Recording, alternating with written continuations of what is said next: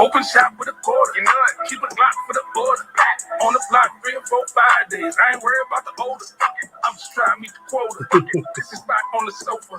Almost died 5 or 6, 7 times. I ain't worried about corona. I keep a gun while I'm touring. I do. I keep a gun while I perform. I do.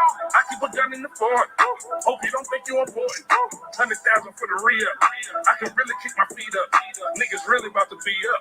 Nigga really about them heaters. Nigga quit rap on back. Half a million strong, no cap. Just run laps, no nap. Just find a bag, no map. Give a head nod, no dap. Give a head tap, no rats. Remember I ain't had no packs. Remember I ain't had no racks. Just 2 bags in the bag. Shoot it up black on black. Hit the op up, take that. Then I do the racetrack. Hit the dealership, rate that. I was in the hoop way back. Now I'm in the coupe made back. And I ain't got the roof in. Growing up without a popper. Made me a shooter on mama. I'm a killer on Nana. Shoot shit up right on camera. Niggas geeking off of pills and bottles. Off of coke, I made $1 million. I was just trying to get a Whopper. And Burger King, I lost a quarter pounder. Open shop with a quarter. You know it. Keep a Glock for the border. On the block 3 or 4, 5 days. I ain't worried about the older. I'm just trying to meet the quota. This is back on the sofa. Almost died 5 or 6, 7 times. I ain't worried about corona. I keep a gun while I'm touring. I do. I keep a gun while I perform. I do. I keep a gun in the fort. Hope you don't think you important. 100,000 for the re-up. I can really kick my feet up. Niggas really about to be up. Nigga really about them heaters. All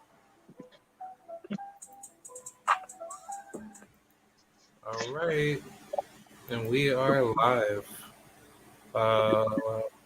Yeah, so welcome back once again. We're back with another good boxing talk. Just wanted to kick things off. Got Tim here once again, aka Mr. Skywalker. But yeah, like I got some good boxing conversation discussions that I wanted to bring up. But I guess if you got something, Tim, you know, like if you want to say something. Nothing, man. We all know that we got a new opponent. The lightweight event. We got Nunes. He had some passport issues, so Martinez is stepping in for Frank Martin. So he's got a new. I don't know if everybody knows that there's a new opponent. There were some visa issues with Nunes. Yeah. And then we got a Pro Box card out. You know, I haven't really looked into it. I was hoping maybe this show we can look at it since we subscribed to it last week. It was like a couple bucks for the subscription. There's a Beltran and Francis fight. Yeah, Raimundo Beltran. Yeah, I want to look at that one. Yeah, I don't know how like I feel like about that fight because I don't think I don't even know who the guys are, bro. Really.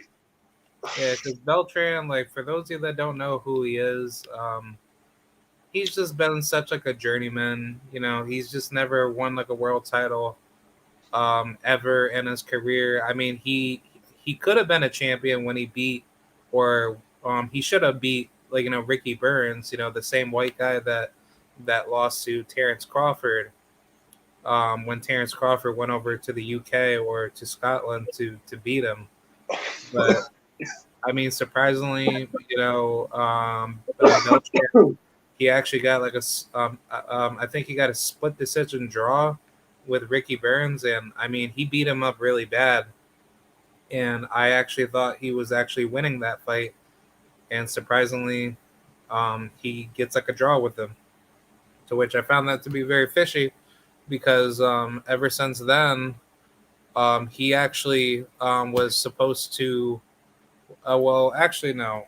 After that draw with Burns, he actually faced Terence Crawford that following fight, or leading into it.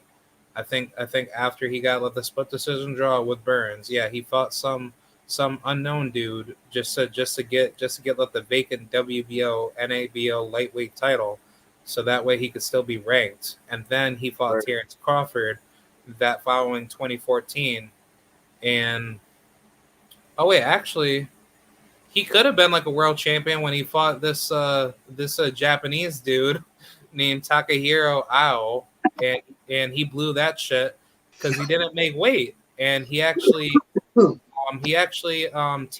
this guy, and Yep, surprisingly, yeah. So I mean, he's just a journeyman, man. Like I mean, at at the It's a $2 fight, bro. yeah. Like I mean, it's just like, We get 3 fights for that $2. You know what I'm saying? oh yeah, don't forget. I support Pro Box, man. I don't give a fuck, man. Last week was great. The Puerto Rican fights, that was a good card. Yeah. But hey, we paid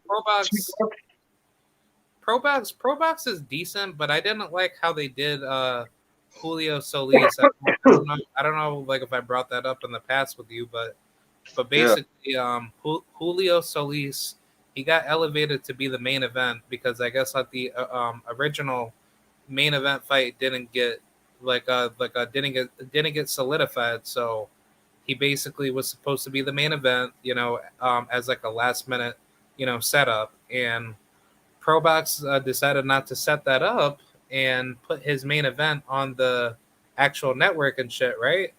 So Yeah. I was pissed off because like I actually texted Loco about it, and he told me that ProBox didn't display it, and I was super pissed off. The only way that I was ever able to see it, I think Julio he went live on his Instagram page, and that was the only way that I was able to actually watch the fight. But yeah, that was like very disrespectful because it's like ProBox, they should be more mindful to like give the fans what they pay for to go see your fight. Because if you're gonna screw people over online that want to watch your fight, Right. and you're trying to make people like basically like waste money for your crappy network, knowing that you guys don't sell big fights anyway. So it's just like, why would you want to screw over the consumer audience that pays money to see the main event, and you cut off at the main event? Like, that doesn't make any damn sense. But I mean, either way, like, I find it just really weird how they be setting up these cards, because some of these matches that they be putting together, they look like absolute mismatches. I don't Right. I don't know if you can agree with me, Tim. No, I do. I agree with you. It's a cheap promotion, but I mean, Yeah, in a few competitive. I mean, yeah, it is one sided. A lot of them are one sided. yeah. I just don't know how I'm gonna feel like about this card. Okay, Rod, just give me 1 second, man. I got my wife calling me, bro. Just give me 1 second, brother. My bad. All right, yep, I got you. Just cook for a second. I'll jump right back in. Yeah, like I mean, for anybody that's interested that lives in the area that could be possibly able to go to this fight. For those of you that don't know, I think they're called, but the Valle brothers, right? Dominic Val and Marcus Val. They'll be fighting on this card. If you guys don't know who they are, they're two fighters that I believe they reside out of Orlando, Florida, or down in Tampa. I'm not too sure where, but they've definitely made a good, decent, name out of their own profile. They fight on ProBox, if I'm not mistaken. Not too sure if they're actually being promoted through them, but they're definitely doing their thing. Marcus Val, he's a beast. He's a welterweight. He's a very, very big, gigantic welterweight. I think he's more fit to fight at like 154 or 160 because he has a really, really big frame. Same thing with his brother too, Dominic Val, or Valle or Val. I just call them Val, but either way, they're actually pretty good. Dominic, he's a very long, athletic, built featherweight, and for Marcus, he's like almost like a football player mixed with like a wrestler. He has such a good frame for 147. He is I want to say training with I forgot like what fighters that are down there in Florida, but there's like a good amount of competition down there for you to like spar. You know, like as far as like what people have been saying, but he'd be sparring with some with some high level names. That's what I've been hearing. But I think he's gonna have a good future. He's a very very strong, dedicated fighter, and he looks like he's definitely going in there to take some big names out. For those of you that don't know how Marcus Vall's story came about, if I'm not mistaken, he was about to be trained by Robert Garcia in the past, and I remember when Ellie Setback, out of ES News, like I think that's his YouTube channel, he interviewed Marcus Vall and he asked him, you know, like about his foundation of like where he was gonna start his professional career, and surprisingly, I think he said he was gonna be, you know, trained by Robert Garcia, but I guess he went from there, from that camp to move over down to Florida, in which he was born in, I think, Cornell, New York. That's what it says on BoxRec, but he resides out of Wesley Chapel, Florida. I don't know whereabouts that is. I think that's in southern Florida or western Florida. I'm not too sure what part of Florida that's in, but either way, that's probably nearby the Kissimmee area or Tampa location. But he's a good ass fighter, you know. Like I think either way, you know, no matter what trainer or what camp that he like associates with, he's gonna be like a problem for any up and coming fighters that we possibly know today. He's ranked 984 in the world on BoxRec, and like, you know, welterweight is by far one of the deepest divisions in boxing. There's plenty of big names here. We have, you know, obviously guys like Jerome Boots Ennis. I don't think Boots is probably going to, you know, he's probably going to stay at welterweight forever. I think he's only going to be there just to either try to get like a couple belts to be unified, or at least try to go for undisputed until he's not able to make that weight. And then I probably say after that the welterweight division will reset, and there's going to be like a whole fresh new lineup of very young, hungry, like, you know, fighters. But as far as Marcus Vall's like, you know, progression as a fighter, he's a good fighter. He knocked out, you know, his past four like opponents. His last outing was back in February 25th of 2022 this year. That was actually his very first fight heading into this year. So I mean, he's definitely starting to be active, but personally, like, I would like to see him be back in the ring within like 2 to 3 months, if not less. Because if you're not taking that much damage, then I think, you know, he will definitely scale to be like a really good fighter. Same thing with his brother Dominic as well. Yeah, man. I know the PBC card is lit, man, and I was kind of looking at the matchroom card because that's gonna be our daytime fights. Got Chisora and Pulev. It's Oh hard. yeah, Derek Chisora, Yeah. he's fighting. Yeah, Chisora's lost to everybody, bro. He's lost to Fury, Chisora, to Usyk. Derek is, He's lost Derek, to. Yeah. bro. Derek Chisora is like Gabriel Rosado at heavyweight. It's just sad, man. It's just like, Well, not even that, bro. He just anytime he steps up to competition level to a little bit higher level, he gets beat, bro. So and they interviewed him and they said, "Hey, are you ready to retire, Derek Chisora?" And Derek Chisora told them, "I'm not ready to retire if I win or lose. I'm still gonna fight." yeah, he's gonna get killed. Like, Yeah, crazy. I don't. Yeah, Pulev's already beat him back in 2016, so this will be the second. Yeah, Pula beat the living crap out of him. You know, it's an interesting fight, bro. And I remember watching this guy come up. 'Cause I remember, because I was in the military, bro. So I've been to Afghanistan and I've been to Uzbekistan, which is north of Afghanistan. And there's a guy named Madrimov. Madrimov. Oh yeah. I know who you're It was talking a about. co-main event It's for the Rodriguez. Mexican card. Well, it was a bad stoppage, man. I remember that fight, bro. Because Yeah. Up Michael against Johnson, Michael I Soro. remember he was Uzbeki, so I'm like, Uzbekis are tough, you know.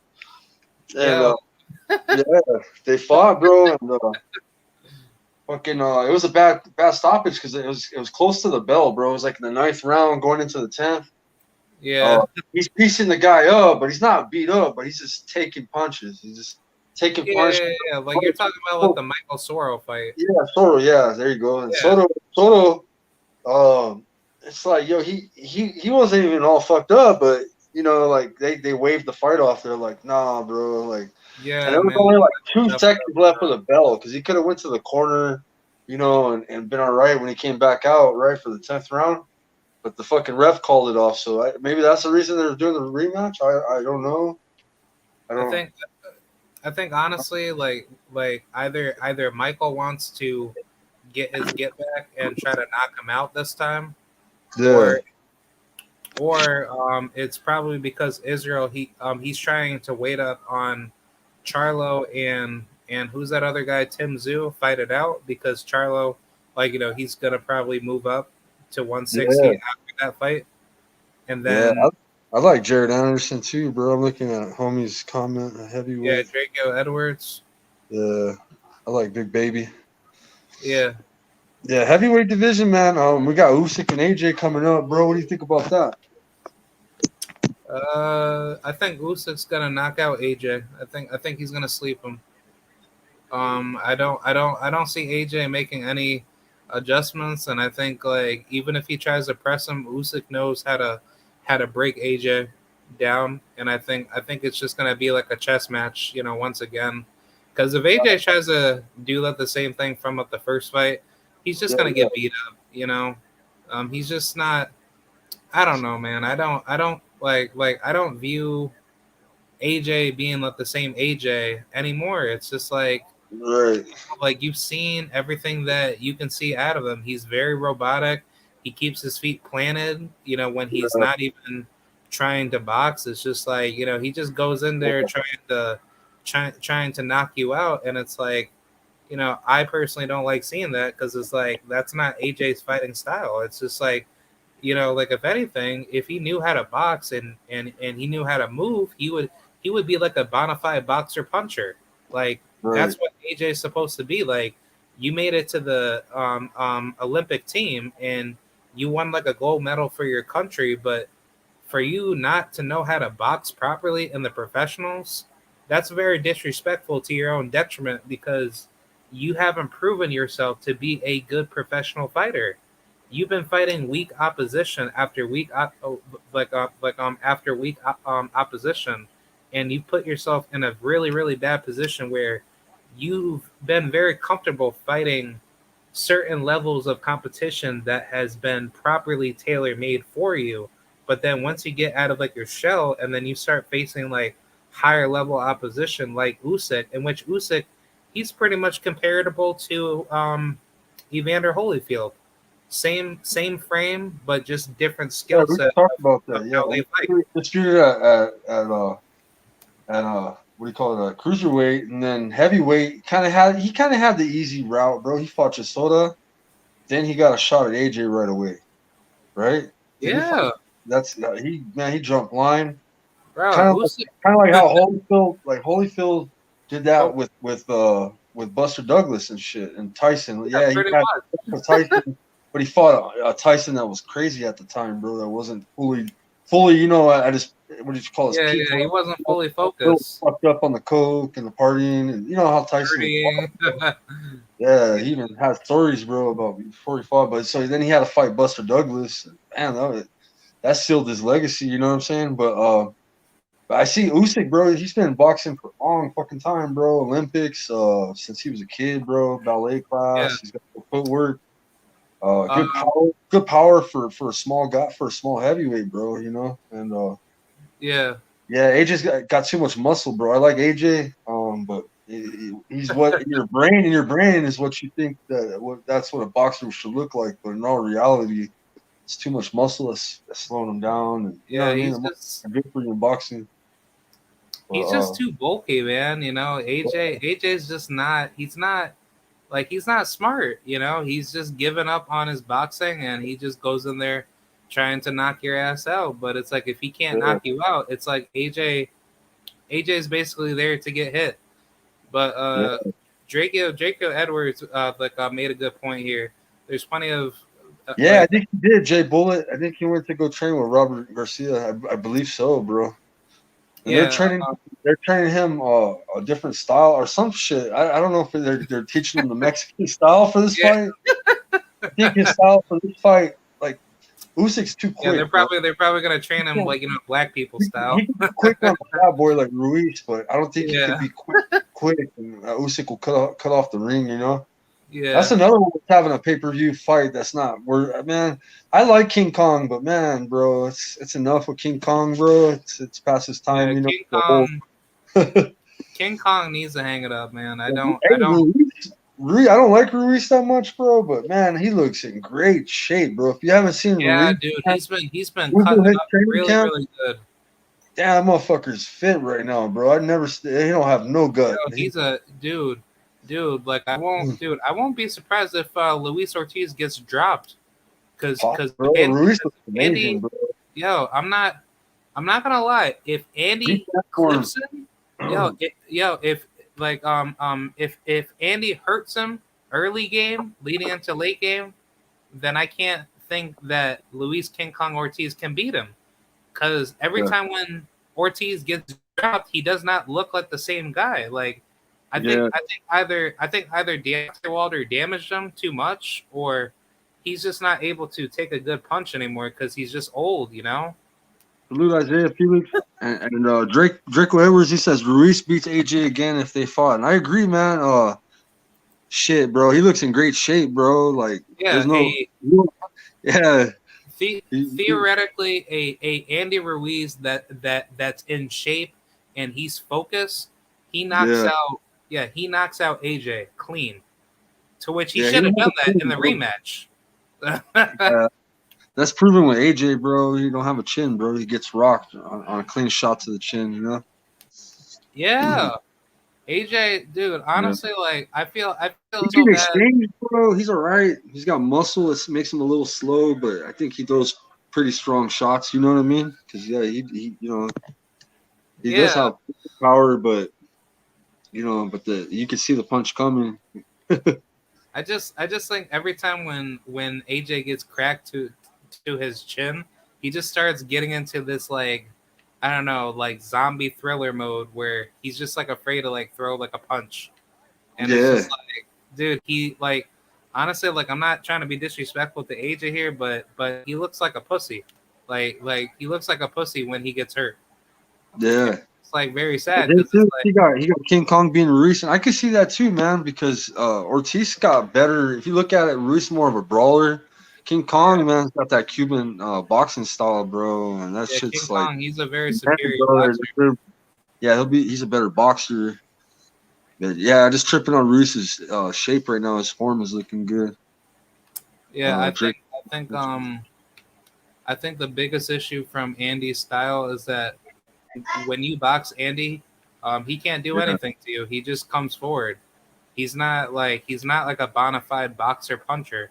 Because if he knew how to box and he had great technicality with that good defensive ring IQ, he would be giving guys a lot of problems, because with that hand speed on top of like the punch placement, Andy would be smoking everybody. Well, I wouldn't say everybody, but he would smoke a good number of heavyweights in the heavyweight division, not named Deontay Wilder, or I probably say possibly Tyson Fury, maybe.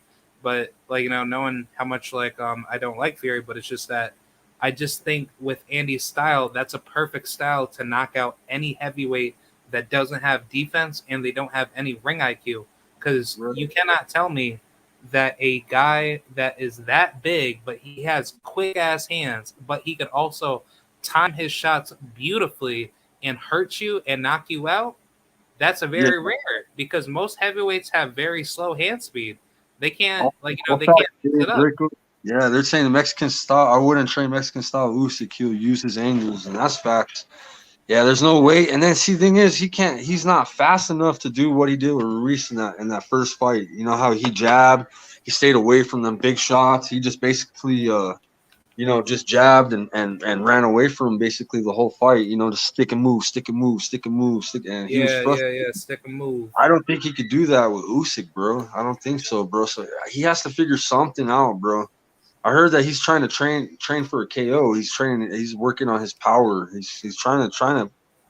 I don't know what he's trying to do, but we'll see. I think he's gonna try to end him quick, bro. I think he's just trying to. I'm not gonna say Mexican style, but I think he is gonna try to exchange, man, pretty fast with him. Yeah, I think how well I personally think Yeah. how Yeah, he I wasn't personally think how survival the mode. fight's gonna go. Yeah, because he would have got swept. If he would have let Ruiz in, he would have got swept in the second fight too, bro. And he Yeah. knew it. That's why he jabbed and ran the whole fight. But like running's technically boxing. It's just like AJ used tremendous footwork in which, when he uses that beautiful footwork, it's like that's like very impossible to beat because it's like he knows how to position his feet and he's just so good with it. But it's like he doesn't use that all the time. AJ Yeah. AJ AJ likes to fight inside the pocket with you, and he likes to trade with you when he doesn't respect your power. But Yeah. how Andy Ruiz clipped him in the first fight, AJ, he wasn't able to do the things that he wanted to do because he was like, yo, this guy can hit, but on top of that, he got hand speed. So AJ, he had no plan B or plan C, and he just went into absolute survival mode, and then boom, he gets knocked out because he quit. Yeah. He quit mentally. He's like, dude, like I can't do it. I can't win. But it's like, think about it. If Usyk can outbox you better than I probably say like, any heavyweight that has good feet, it's just like, think about it. If Andy Ruiz knew how to box like Usyk, he would knock out AJ clean. Shit, like he could have easily done that in the second fight, but he blew that opportunity because he wasn't disciplined. If he was disciplined and he actually knew how to move his feet and position his punch placement, Andy Ruiz would have knocked out AJ cold. Yeah. Like seriously, just straight up cold. He would have broken him. Yeah. Yeah, man, the heavyweight division, man. There's rumor that Wilder's returning. Fury, wants like a half $500 million to fucking, you know what I mean? Fight. I don't believe in that shit. I'm sure he'll come out of retirement for the winner of AJ Usyk. You know, he's technically didn't he announce he's in retirement now, or but he hasn't vacated the belt, right? I don't know what's happening, but when you're like I mean, as far as of the situation he's under right now, I'm pretty sure I'm pretty sure that the U.S. federal authorities are probably gonna just go after him. Yeah, he's fighting with the Kinahan shit. Yeah, Mafia. honestly, if he gets caught and he's found guilty, then I wouldn't be surprised if the WBC, they just try to make up a make pretend, champion in recess, type of shit to try to say oh well, even though Tyson Fury is under massive legal troubles, we'll put him as champion in recess, but then the belt will be vacated and then somebody will fight for it. But it's look, if he's not going to come back within, the next year or so, then the belt's going to be vacated because it's the WBC can't just be leaving that belt hanging. Right. I think like for me at least, I think the WBC belt's just going to be vacated. I don't see Fury coming back if he's going to be, caught with more exposure with the Canahan situation. But if he does come back, then I I personally don't care. But it's just like I'm pretty sure he wants to fight the winner of Usyk and Joshua. But I don't think that's gonna happen either because he said that that fight doesn't really interest him. The only fight that really matters is just him and Joshua, and then that's it. Because if Joshua ends up winning, then obviously Frank Warren and Eddie Hearn they're gonna try to be shaking hands on that fight to be made, like Yeah. as soon as possible. But it's like if Usyk, ends up winning that fight, it's like, okay, well the fight is definitely dead because it's like, that fight's not gonna be sellable, and it's Yeah. like, I think I mean, they're gonna have an eliminator for the shot. Like the winner of the AJ and Usyk, it's gonna be probably watch. It's gonna be Pulev and Joe Joyce fighting, right, for a shot. yeah, Pulev and Joe Yeah, Joyce. Pulev wins this fight. You know what I'm saying? Like who else? And then who Yeah, else? Ruiz. Maybe they should do like a super series where you know what I'm saying? Because this is heavyweight. And maybe yeah, can I make want to. kind of trophy like you know how they did with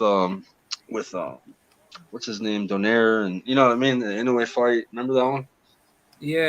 Like Yeah, I that was wouldn't mind like a Super Six series. Like I want to see that back. a series. Yeah. I think Yeah, there so, needs to be like mandatory tournaments in boxing. and I've already told you, man. I got a friend that's on the rise, and you know how sometimes it is with promotion, but he trains with the Benavides camp, and he's 13-1. His first debut fight was a 6 rounder, and he lost on a decision because he's like a knockout, you know what I mean, guy. So Oh yeah, Adam Stewart. yeah, he was on Quadras. He was on the Quadras BAM card. I want you to interview him, bro. I really think that he can make. Man, you got to see that motherfucker box, bro. That Yeah, motherfucker's a like I gotta. big ass dude, and Yeah, he can move, bro. He can yeah, move. That's true. That's what makes him good. Is he's fast, bro. yeah. I gotta definitely talk with them because I got like a whole bunch of fighters, that I want to interview so bad, Right. but it's just like, they're busy and I'm busy, so it's like, I mean, like eventually, like when that time comes, like I'm gonna have like a pretty good, setup for it, and I mean, as like my channel keeps getting bigger, uh, Yeah, like that's just gonna keep getting super huge. Like I'm already at like what, like 2.1 million views right now. that's good, bro. I just started my channel, man. I don't know how I put that shit in the chat, but just look up my name, man. Skywalker Boxing. Yeah, There'll man, be check like them out. hashtag TWT. It's the winning team. TWT You baby. go, yeah, you go to TWT website, and it's all the boxing content creators. We're all kind of little community. You check us Yeah, out. but it's Yeah, I'm just starting my shit out. Yeah. yeah, like it's just that like as far as everything that's going in the sport of boxing, I mean, like we have like a lot of great fights that are coming up. Yeah. Like Mark Magsayo and who Ray Vargas, Yeah, Frank bro. Warren. I think that Ray Vargas is gonna take Mixayo's WBC super featherweight belt from him, bro, because he fought. I believe that Mark Mixayo fought a not 100% Gary Russell Jr. He had problems with his father. He had all sorts of issues outside the ring that kind of affected his performance. You know what I'm saying? Like, I think Mark Yeah, Mixayo good. I think he's good. I'm not discrediting him. He's a great fighter. He's a world champ. You know what I mean? Took the yeah, belt. He won. You won the fight. You know what I mean? I can't say it was a robbery. None of that shit. I just don't think that he fought a great Gary Russell that night. But I think that Ray Vargas is kind of slept on. He's been a little inactive, but you can blame the inactivity because of COVID, bro. All the COVID shit. He fought twice in 3 years, but that's all from the start of the COVID to now. You know what I mean? And yeah. Ray Vargas, he's like, yeah, former champ, bro. Fuck, dude. Like he's already had the WBC strap, bro, and now he's moving up, bro. So yeah, man. I just think if Ray Vargas does the same thing like he did in his last fight, then I'm Yeah, picking Ray he Vargas left over. 122 in time, didn't he? Huh? He left 122 just in time because Ahmed Aliev and Steph Coolboy Fulton, man, are taking over that division. You know what I'm saying? Yeah, I don't really like the fact that he was staying at 122 for that long. Yeah, he's tall, bro. He's tall as fuck. Yeah, like he's built to be like a. Honestly, he's built to be like a lightweight, or I'd say like a welterweight, because it's Yeah, just like his height and reach advantage that he has over smaller guys. yeah. Yeah, I like it, bro. I think he's gonna take that strap. I think Mark's okay. You know what I'm saying? But I think that he's a little bit more skilled. He's got the Mexican style like a mother. We're talking about Mexican styles, man. Tune in Saturday for Ray Vargas shit. He Tune in comes for forward. He comes forward like a motherfucker. yeah. Also, Yeah, what I that like, is, bro. Dude, he's on my pound for pound list, Draco. Steph Coolboy Fulton. I think he's gonna fuck Ahmed Aliev up. MJ's got the mother straps, man. Steph Fulton can easily be undisputed soon, bro. yeah, Um, yeah, and we know what? On Saturday, bro, we're gonna see Brandon Figueroa on the co-main event. He Carlos was in a Castro. battle. He was in a battle with Fulton, bro. And for him to fight somebody that good, bro, like if you look at Steph Coolboy Fulton's record, bro, on BoxRec, he's fought. I don't know how many. He's broke so many undefeated fighters' records, bro. I don't care if it's a no name or whatever, but when he fought them, they were undefeated, bro. He fought like 9, bro, on his box rec. Like Bro. eight, He's a like eight. yeah, he's a record breaker, bro. Like yeah, you come in unblemished. He's like, all right, give me the best, give me the undefeated, bro. And he's someone. Yeah, he's a force to be reckoned with. I see him to be undisputed real soon. He's got to get through Akhmadaliev. I seen some holes in Akhmadaliev in his last fight, but yeah, I think Cool Boy's he's gonna hold that 122 down, bro. I'm telling you. Yeah, like honestly, I personally believe MJ will give Stefan Fulton a very tough puzzle to figure out, but once Fulton figures him out, it's like game over because it's like MJ, he's a good ass fighter, but the problem with him is just that he hasn't been over here in America testing out the waters. He's been basically going through the tougher route, but just in a lesser harder manner where he thought like, okay, well, let me go through DAZN and Eddie Hearn because Eddie Hearn, he'll give him that fight to fight Daniel Roman, in which Roman, he's a PBC fighter, but why was it that he had to go over to DAZN to fight MJ, knowing that Yeah. MJ, yeah, he went through all the routes to become mandatory for, I think, what the IBF or through the WBA, but at the same token, it's just like MJ knew what was going to happen. If you go through the PBC, you were probably going to end up either facing like Stephen Fulton Right. or Daniel Roman. But the problem with this equation is that why would you want to go through the PBC when you know that there's a lot of killers that probably fight on PBC right now that are killing it at 122 when you could just go through the least destructive, easiest route through DAZN and Matchroom because they're gonna offer you some good paydays. But then once you get up to that world title stage, like your only toughest fight is Daniel Roman. When if you go through 122 through the PBC, you're gonna have to go through guys like Cool Boy. You're gonna have to go through guys like who else? Angela Leo.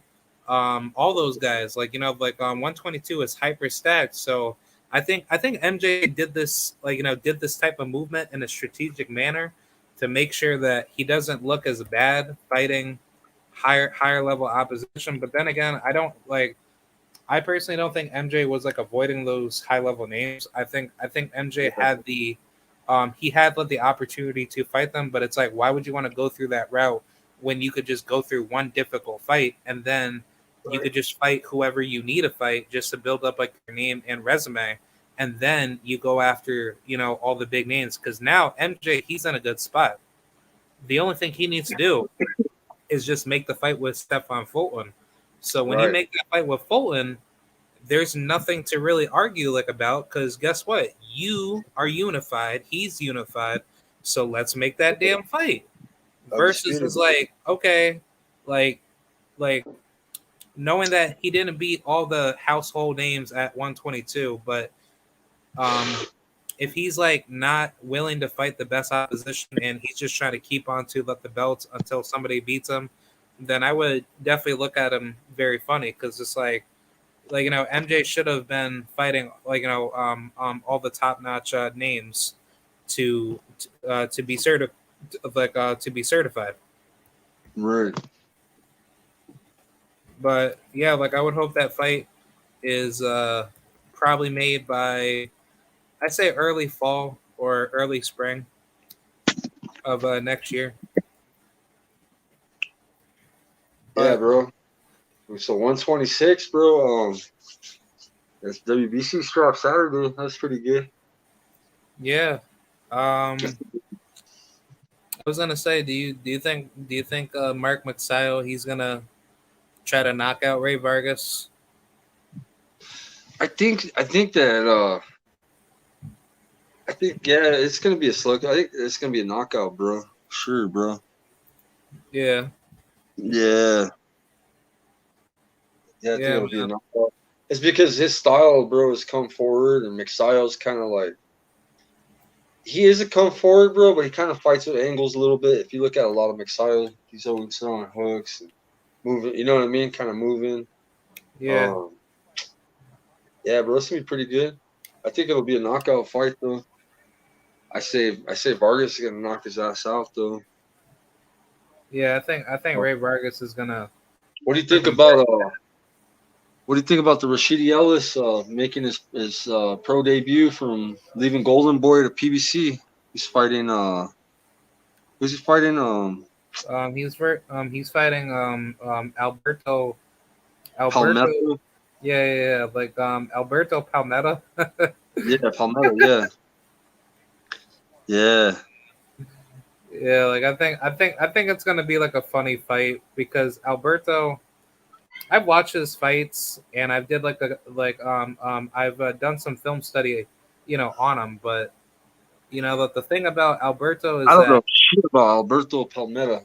I've seen the name because he's fighting him. I know Rashidi. You know what I'm saying? I know Speedy Rashidi.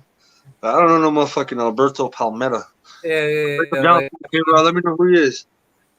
he's a decent fighter. I mean, he's more of like an inside fighter type of guy.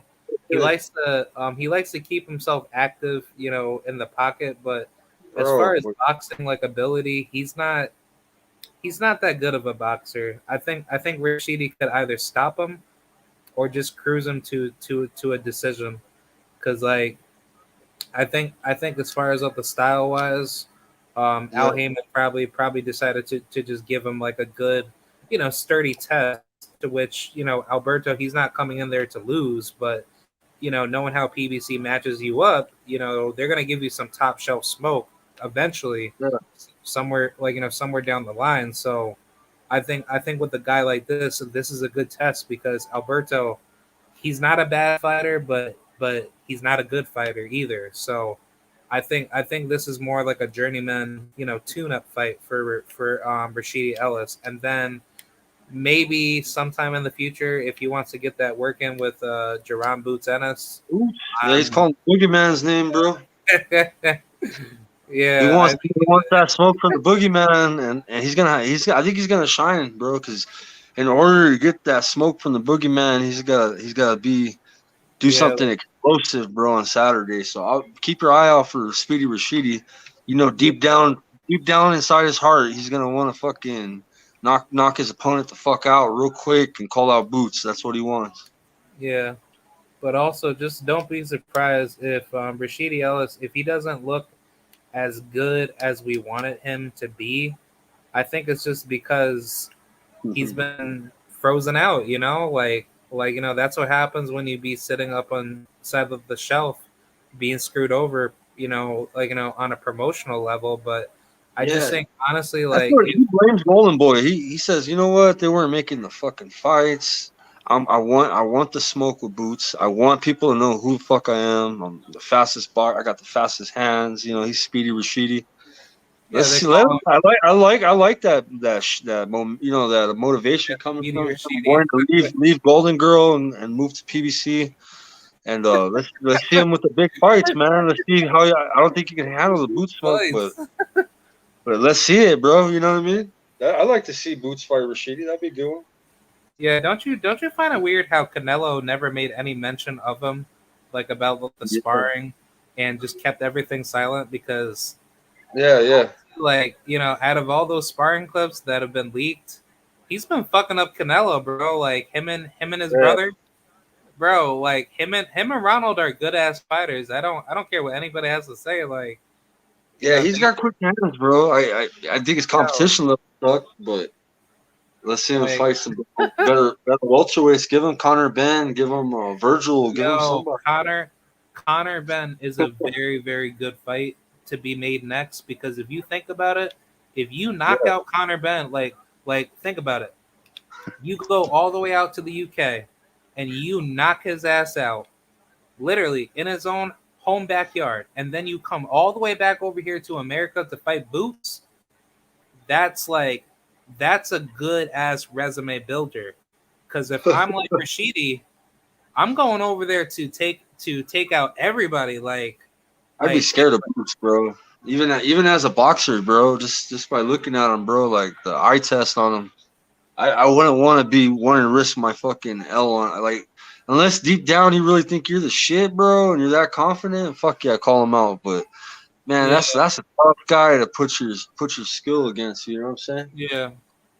Draco Edwards said Gerard Ennis will hurt Ben badly. Yeah, I think I think so too. And I actually, want to see Ben fight Virgil. That'd be a good two stylistic, come forward, aggressive motherfuckers fighting would be Ben and yeah, Virgil, man. That's what I want to see fight, I bro. think- They can make that happen. That's Matchroom and DAZN, but DAZN doesn't want to lose their Golden Boys want to lose their Golden Boys. You know what I'm Boy, saying? don't want to lose their golden boy. Yeah. They'll sacrifice. They'll sacrifice. We want to Sacrifice a Blair. keep our They'll young sacrifice a Blair Cobbs or some shit. You know what I mean? Wait. I gotta ask you like a personal question. Remember Blair Cobbs? Wait, Oh shit. yeah. Blair the Flair. Hello, it's Blair the Flair. Woo! No. I gotta ask you like a personal question. I gotta ask you like a personal question. How do native Mexicans view Virgil Ortiz? I like him, dog. I think he's gangster with it, bro. He's from Dallas. He's Chicano. That's what I call him, Chicano, bro. But Yeah. I like him. But the thing is, I don't like him because I'm a true boxing fan. That means I understand all the bullshit. My uncle was a two-time world champion. My uncle's the Hall of Fame in the Hall of Fame. Bobby Chacon. He ran featherweight, super featherweight in the 70s and 80s, bro. Featherweight, super featherweight. Yeah, he fought. You look at a good resume. Look up my uncle's box record. He fought everybody, bro. Mancini, fucking beat Yeah, Freddie he's had a good ass resume. Yeah, he beat Bazooka Limon. He beat dude, Boza Edwards. So I know the behind the scenes a little bit, bro. And I'm telling you, bro, Virgil's good, but his promotion is not, bro. Yeah. Yeah, they're like WWF over there, bro. I even like Bob, bro, better than I do Oscar. You know what I'm saying? Like, yeah. I just don't like. I used to like DAZN, bro, when they first started, bro. Look at now, bro. They're trying to charge for pay-per-view and all that bullshit. So Fuck that shit, man. Yeah, I'm kind of against their ass now, bro. I still like some of their fighters, bro. I like that girl out of there, bro. I like Sinisa Estrada. Yeah. I was pissed at you, bro, because earlier you didn't have her on your list, bro. You didn't have her on your list. Wait. Like what? For Sinisa? We're gonna do a fighter ratings on a girl, bro, and oh yeah. Like it's a poll on your YouTube, bro. Please include her, bro. I like her, bro. I'll do one you for include Mary, bro. You're like fuck Mary. You put Alicia over Mary. I'll do one for her because I like her a lot. Mary and motherfucking Sinisa, bro. I love her. She's awesome, man. She's a bad Chicana, bro. She's a beautiful woman, if she's listening right now. Yeah. But yeah, nah, man. Like I think she's a good fighter, but I think how she's been moving like a little bit funny. I think she needs to fight Zarina McCoy. I think that's a big fight, and I think that's about it. Honestly, like I would personally like to see her move up and weight and just probably fight at like her leave Golden Boy. Weight. Come on, PBC, huh? Huh? Sinisa leave promotion. Telling you, man. She moved away from where? From Golden Boy. She's a Golden Boy, Sinisa. That's one fighter I said I like. That's with them, bro. Yeah, like I don't understand I don't understand like why she's fighting like only like once or twice a year. Like I don't like I personally don't like that. Like, Yeah, it's a promotion. It's Oscar doing it, bro. Oscar's from the same neighborhood type shit. But I think she's a skilled boxer, dude. She's Olympian, Golden Gloves. You know, from I don't think she's an Olympian, but I know that she's won like multiple like amateur level championships, right? that's maybe what it is. I thought it was some kind of big championship she had won, amateur wise. Yeah, she's heavily skilled. It's just that she just needs to prove it in the pros now. And I think what the problem is this that she decides to fight at smaller weight classes, which I got like a problem with because at the Yeah. level of opposition is really not that good. Yeah, So they're not that good. Yeah, exactly. so it's like I'm looking forward to the man. We just had a whole show on that shit, bro. Earlier, for what? Shields and Marshall, bro. Marshall wearing that fucking ugly ass avocado suit, old ass looking Karen looking ass bitch.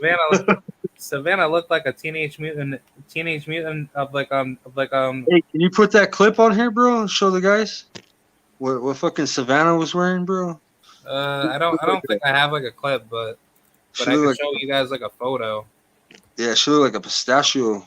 Yeah, she looked like a Teenage Mutant Ninja Turtle.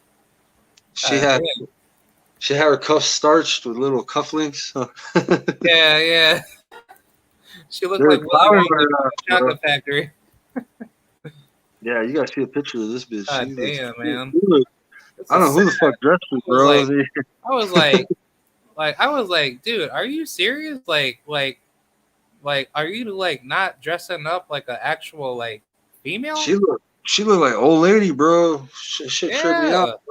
It's kind of like how Triple G and Canelo. Triple G came out in that fucking old man suit and shit, looking like an OG, old school. You know what I'm saying? And she looks bad, bro. She came out in pistachio shields, bro. I hope the GOAT fucks her up, man. Yeah, I think Clarissa's gonna beat her. But yeah, this is up the photo. Doesn't really look that good, but yeah, she doesn't look that flashy with her with her outfit. She looks like a dude. Honestly. Yeah. But yeah, Clarissa, she looks jacked. She looks like old pistachio looking ass bitch. Look at her. Yeah, pistachio. Yeah, I think honestly, I think Clarissa's gonna probably drop her, in that fight. I think she'll probably, honestly, like she could very well stop her too. She could definitely stop her. Because Clarissa, she's a dog, man. She is one dangerous, demonoid fighter. Yeah, we got Shakur and Robson Consejo coming up pretty soon. Yeah, Consejo. That's on September. I forgot what date that is, but that's in September. That's what I heard. It's coming up soon. It's another good one. Yeah, Robson's not no walkover either, bro. I mean, Shakur's gonna school him, but Robson Consejo is pretty damn good, dog. I thought he was beating Valdez and shit. You know what I mean? He made Valdez look easy, bro. So I think this should be easy fight for him.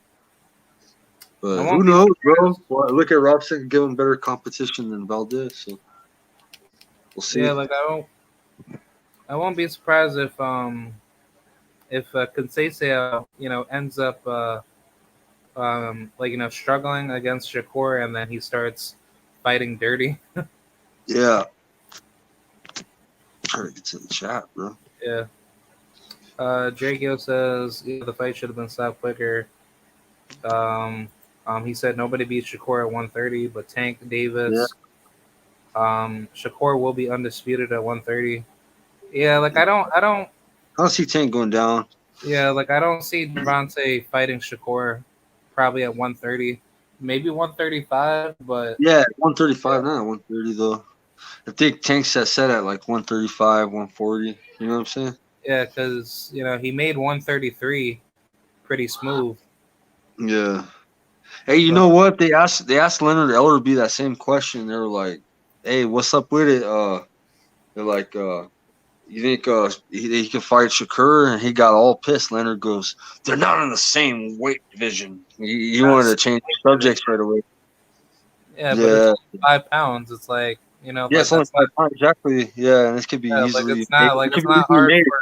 But it seemed like he was concerned. He didn't want Tank to take that fight or even have a discussion about it. He was like, I "Nah, just they're not in the same division." He was, I just hate how yeah, Leonard Ellerbe tries to act like certain big fights shouldn't happen because, yeah. oh, well, this guy he doesn't sell, blah blah blah. But it's No, like you're when right you though, look at, brother. I was telling brother in the chat. Yeah, yeah, dude. Draco NJ, bro. Yeah, that would be a good tight fight, bro. I think yeah, Tank and Haney, bro. They've been talking about that. And check this out, bro. Did you save your clip, bro? Did you clip it? He talked to Bill Haney yesterday, bro.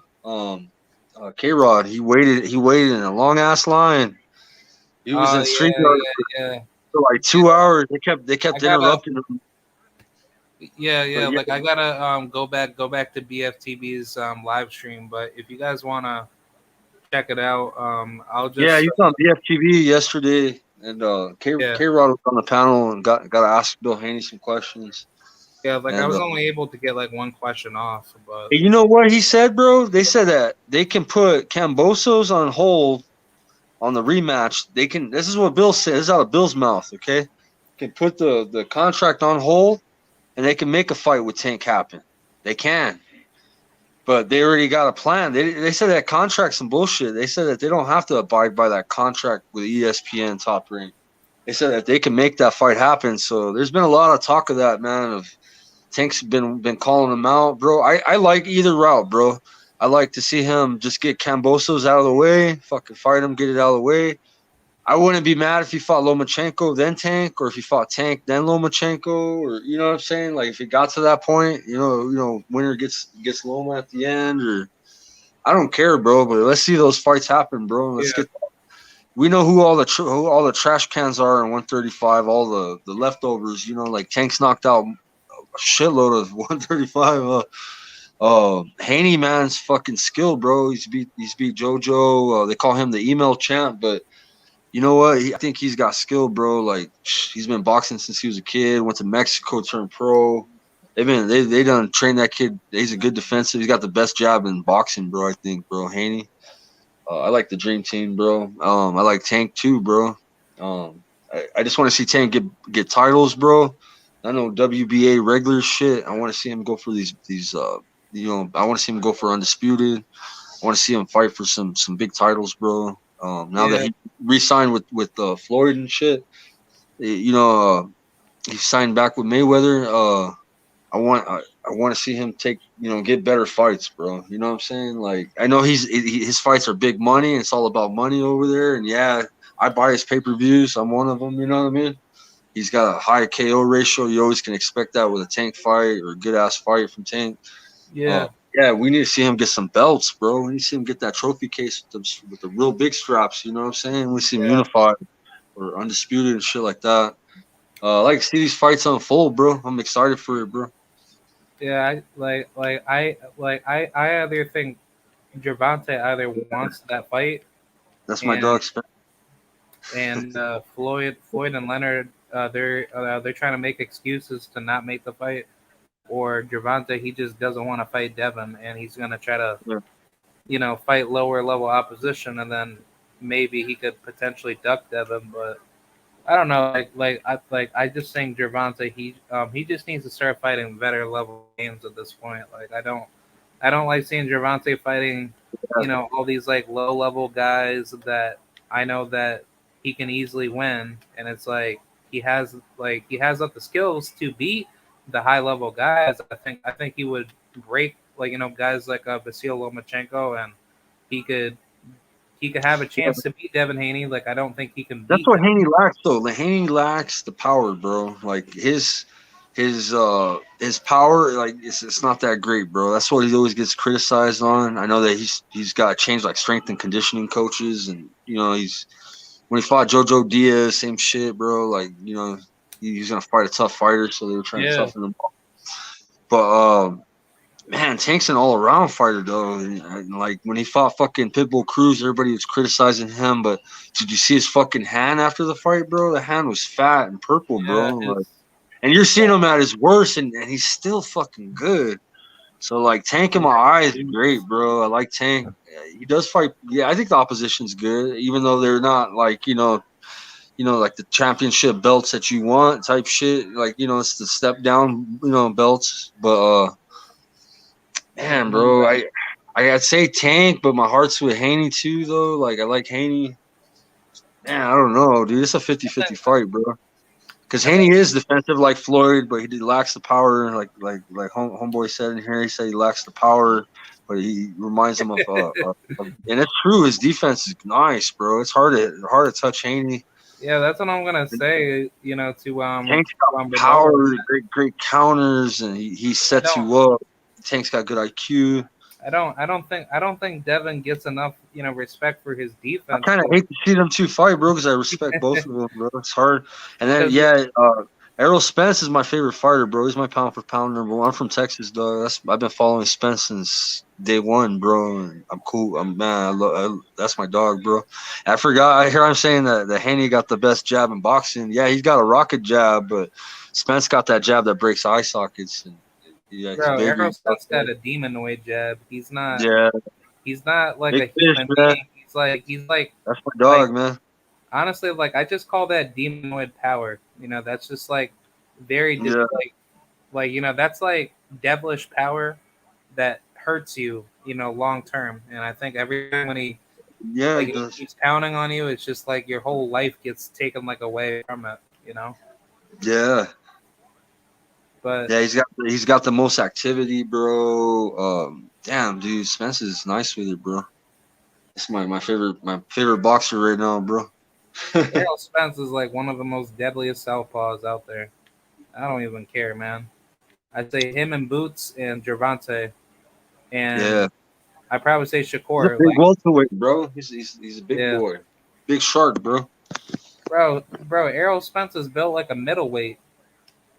Yeah, like seriously, like he spars with super middles and light heavies and shit like that, bro. Bro, but that nigga has like middleweight features. He looks like a Tommy Hearns with like a Sugar Ray Robinson with like a Leonard too. It's just like I don't know, like to me that's very scary. It's just like he's so like dangerous with his physique when he like I don't know, like I mean to me, like that's just how I see it from my I see him moving up to 154 once him and Bo take care of business. But man, bro, that'll be crazy to see like it's a possibility. We're gonna see either Spence or Bud fight Jamil, bro. Huh. That's gonna be crazy, bro. That's a triple move up, bro. That's gonna be a good fight. I mean, hopefully, if Jamil moves up to 150, I don't think Terrence Crawford wants that fight, but if Bud, please, like if you're having any second thoughts, just fight Errol Spence and just get your butt whooped because I want to see that fight. So but I think Crawford, he was just stupid when he said the other day, like, oh well, I'm gonna stand up inside the pocket with Errol Spence and I'm gonna beat him up, and I'm like, dude, like, have you seen what this man did in his last 4 fights? He won't have that breaking people's souls. He won't be able to counter shit, dog. No, he won't be able to. Bro. Spence works the body, everything, bro. Oh, it's just like I don't understand why Crawford and his team. Fight, bro. He came in at lightweight. Bud's smaller, bro. Naturally, a smaller fighter, dude. It's like he's fighting a big shark. Also, when Errol and Bud, when they were, sizing each other up, when they were having that little, that friendly conversation or a friendly confrontation, Errol, he looks way bigger than Bud. He's way more naturally stronger and bigger than Bud. He looks like a pit bull and Crawford looks like a chihuahua. You can easily see that Errol he's different in size, and he's different in like in the in the physical sharpness of his frame. Yeah. But it is a natural 140 pounder. Yeah, his defense isn't that sharp, bro. And dude, I just see that. I just see agree. a comfort arrow coming in, working him. He's gonna break that ice. He's gonna collect another orbital ball. Bro, he could very well break Crawford's face. Man, dude, he's just bigger, dog. Like Bud came in at 135, moved to 140 and undisputed. Now, he's beat some 147s and shit, but God, man, he beat a lot of them that were already, he got Kell Brook, a later version of him, not the version that Spence fought. He got the Porter, you know what I mean, the older Porter version with his dad calling the fight. You know what I'm saying? Kenny Porter. Oh man, he still had fight in him. He should have let him go. I think he could have survived in there with Bud. You know what I'm saying? Yeah, I know, right? Like that was just really weird, man. But let him clinch, let him hug. You know what I'm saying? Try to get through the round. I said, "Fuck, bro, his dad just called the fight off." I think Crawford's just gonna give up. He's gonna give up. By the time when Errol Spence just keeps, creating more damage over time in the fight when. When it heads into the late game, and I just think Crawford, he's just gonna give up. He's just gonna get hit with something really, really heavy, and then Errol Spence, he's just gonna break him, like he did with Kell Brook. Yeah, it's crazy. They still haven't made the fight official yet, bro. Fuck, dude. Yeah. No. Damn, bro. Yeah, bro. Bud wants more money, bro. That's what I've heard. I don't understand why he would say that. The mafia ties, the mafia ties. Yeah, man. Rumorville, bro. It's like you got a big fan base, so take care of your fans. Let the fan. EJ's already sent the contract. He's like, yo, I did this, did that. Lets all his fans know. So man, I'm waiting for it, man. I got a grandmother that lives in Vegas, bro, so I don't even have to worry about the reservation and none of that shit. But I just gotta buy the ticket. You know what I mean? Once that shit goes on sale, man, I'm going, man. I live about 10-hour drive from Vegas. You know what I mean? So I'm gonna drive over there, stay at my grandmother's house and shit. Visit the grandmother. Yeah, I think honestly, man, personally, I would definitely go to the fight, but the problem is just that that the cost is gonna be very expensive, and just having to go from here out of Albany, New York to Vegas and back, it's not worth it. I'd rather just watch the fight at home. Right. But I mean, if I was rich and I was able to go everywhere, I would do it. I'll definitely go to that fight. I'll definitely go to every single boxing fight covering YouTube boxing, and I'll be talking to everybody. I'll be talking to all the professional guys, and I'd be having a blast. But actually, speaking of which, who do you think should be on this undercard if the fight does get made? What on the? I say put Boots on that motherfucker. Oh. Yeah. Right. How about this? Yeah. Winner. Put Boots. Put a whole welterweight card together, bro. Yeah. get Jaron Ennis and have him fight. Put Virgil and Ben. Put cross promote shit. A big fight. Get Virgil Ortiz. Thurman and get his ass linked up with Conor Benn, and then have Jaron Ennis fight Eman Stanionis. Yeah, Boots and Stanionis, and then Rashidi and Thurman.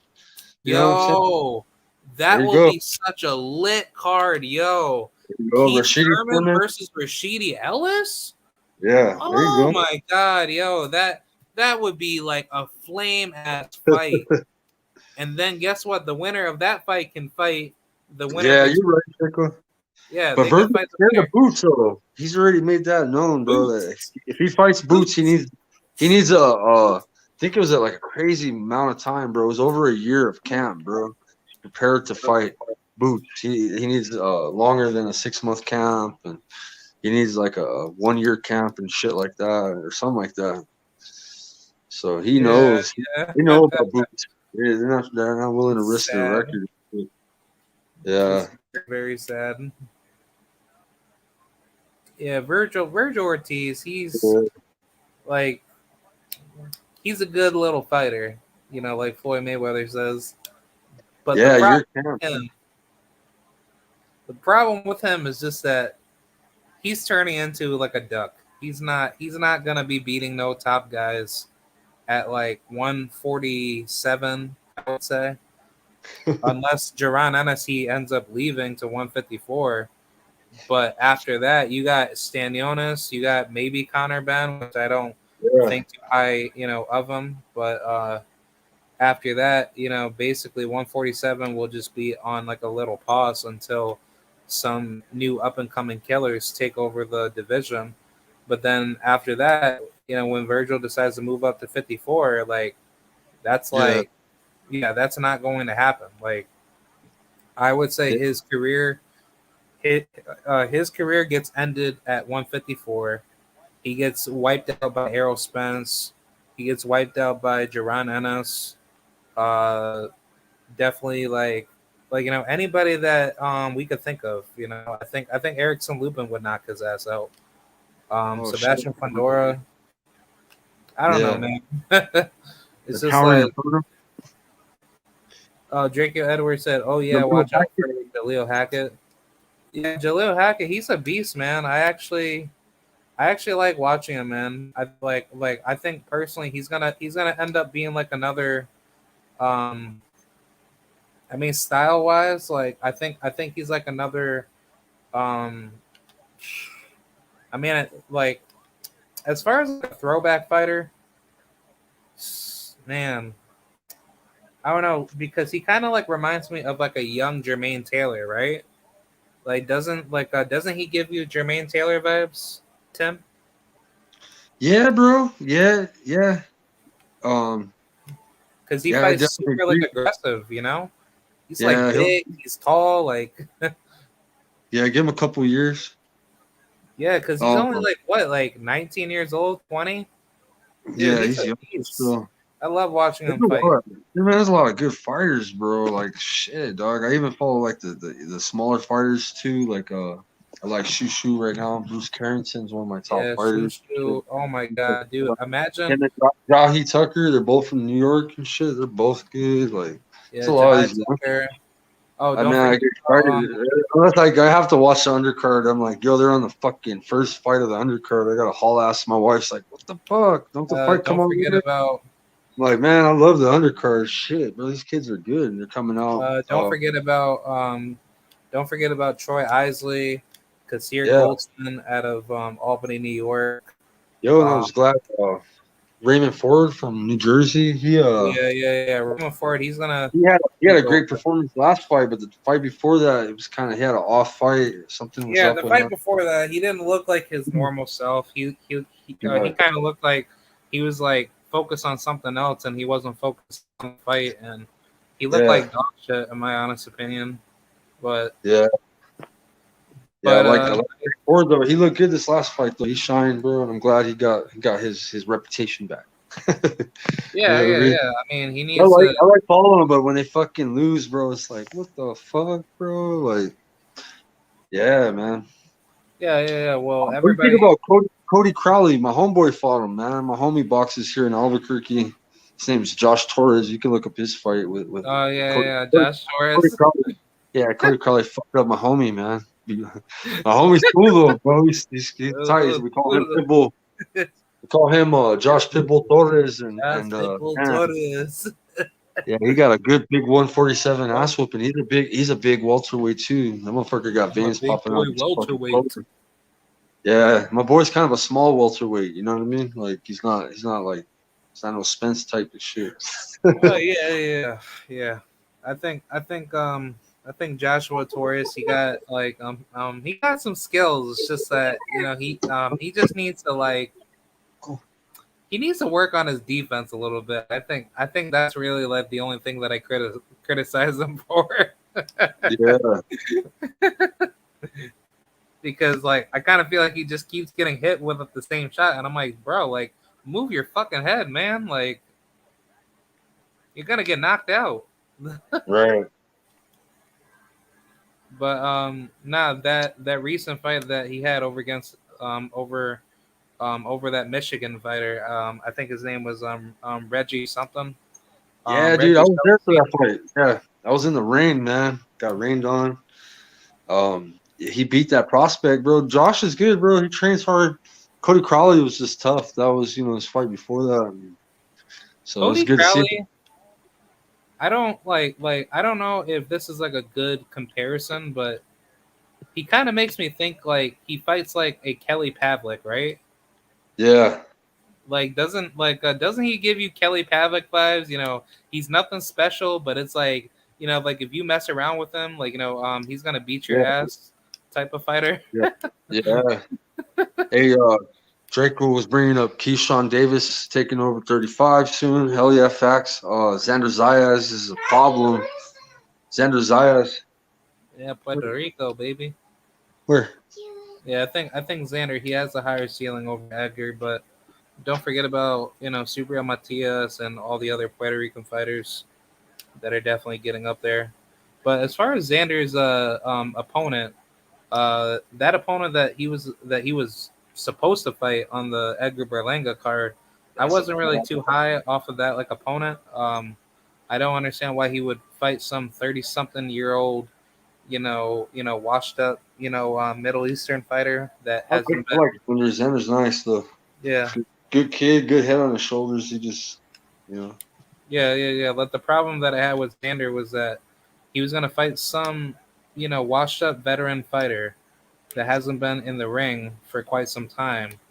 yeah, And I was thinking inside like my head, like, why would you fight some old ass fighter that doesn't help you grow and experience? Because it's like the fight before that, for those of you that don't know, he fought Quincy Lavalle, right? That black dude. But basically, that was a good style matchup. That was a great fight. He dominated him.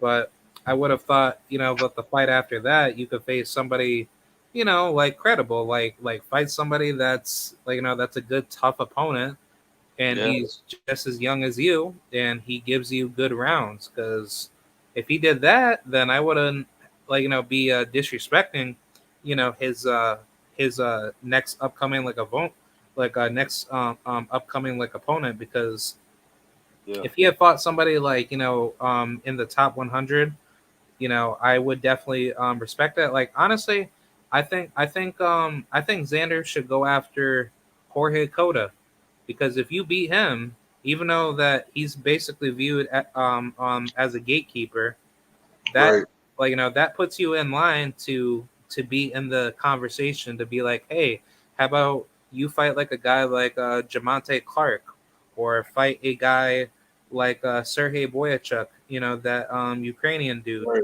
who only lost to Brandon Adams that knocked him out, but he's been on a tear lately. Ever since that loss, he's had two back to back knockout victories. Obviously, up against guys that are not known. Yeah. But Hey Draco, that's K Rod's boy right there. Berlanga, he was there live for that shit. well, I don't support Berlanga, but I'll play with you, man. I was there. I was You were there. there. You were there though. You were there. Huh? Yeah. I was there at the fight, and honestly, man, Berlanga, dude, he should not be headlining like a main event anymore. Because for him to bite, Alexis Angulo at the fight, and I saw that shit live, I was like laughing my ass off, and I was joking with with all the Puerto Ricans there, and they were like, bro, like why the hell would he bite Angulo, bro? Like, that's just so stupid. And it's just like, dude, I was laughing my ass off. Like I should have clipped that shit, but there was just so many people there.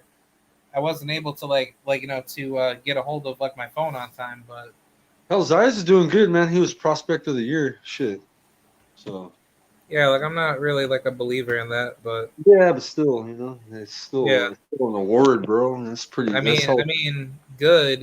Like you're like it helps his yeah, he's at the rookie of the year, yeah, it's helped promote him, little rookie of the year. Basically, that's tight. Oh yeah, I would love that title, bro. Hang that shit I up mean, like they should probably just call it like that. They need to stop calling these like. Honestly, they have to stop calling these fighters prospects J because Bullet. Appreciate you, bro. yeah, For coming through, man. Talk some boxing, man. Always jump on the panel with us anytime, bro. yeah, most definitely. Like I'll definitely open up with the panel probably next time because I was thinking Nah, about doing it tonight, but me and you were just chopping it up. But thank you for coming through, Jay. Like I appreciate your time, and I hope you have a good day or good night. yeah, later, brother. Yeah. Uh, but yeah. What are some other things that you had in mind? Nothing, bro. Shit. I was fucking with my channel today, just trying to get it going, and I end up having good boxing talk. I had Bruce Gas come on the panel. Had Mo pop in for a second, and it's just pretty much me and Bruce, man. We watched one of my uncle's fights, bro. We're just watching it, talking some shit, and the show actually turned out pretty good, bro. I thought I was doing horrible. I was just talking by myself. You were at work. I was like, because I know K Rod will jump on and shit. Yeah, Yeah, I would have done something. I'm Like just trying to get the GoPro, bro. So I want to do like a little weekly 30-minute live segment, bro. Somehow, bro. I would need like probably like an administrator's help. Like I need to find the time that you're available.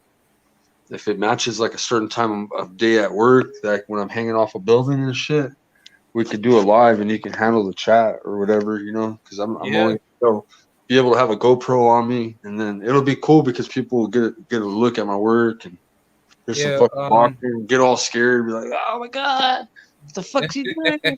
Swinging with the. Yeah, That's swinging, all I do. swinging. I could talk this shit in the air all day, bro. Yeah. You know what I Uh, mean? I don't hold need on, no scripts or none of that shit. Just talk some boxing. You know hold what I on. mean? Give me like 1 second. Like I gotta give me like a drink of water. Like I'll be right back. But continue cooking.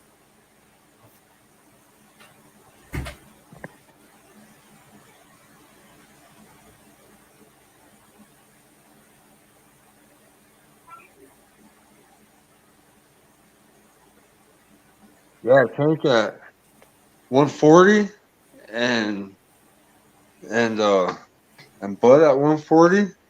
I don't see Tank's like kind of short, bro, for Walter. I think, bro. I don't think he'll ever, in my opinion, bro. There is a possibility, bro, but he's already short and stocky at 140. You know what I mean?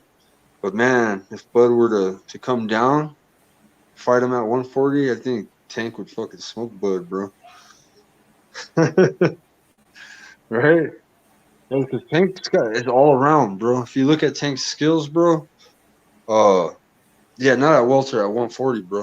At 140, no, I know Draco, but yeah, I think Tank's got the complete package, bro. Bud's gifted in certain areas, bro, and everybody knows what he does, bro. Like he traps you, he waits for counters, uh, you know what I mean. But I think Tank would Tank's got this all the same skills as Bud, plus it's just a complete package, bro. And Tank's got a high knockout ratio too, bro. He'd sleep his ass. They would get an exchange, and Tank would probably be the smarter fighter, I think. Yeah, bro. Yeah, I'm big fish all day, bro. I'm waiting for that fight.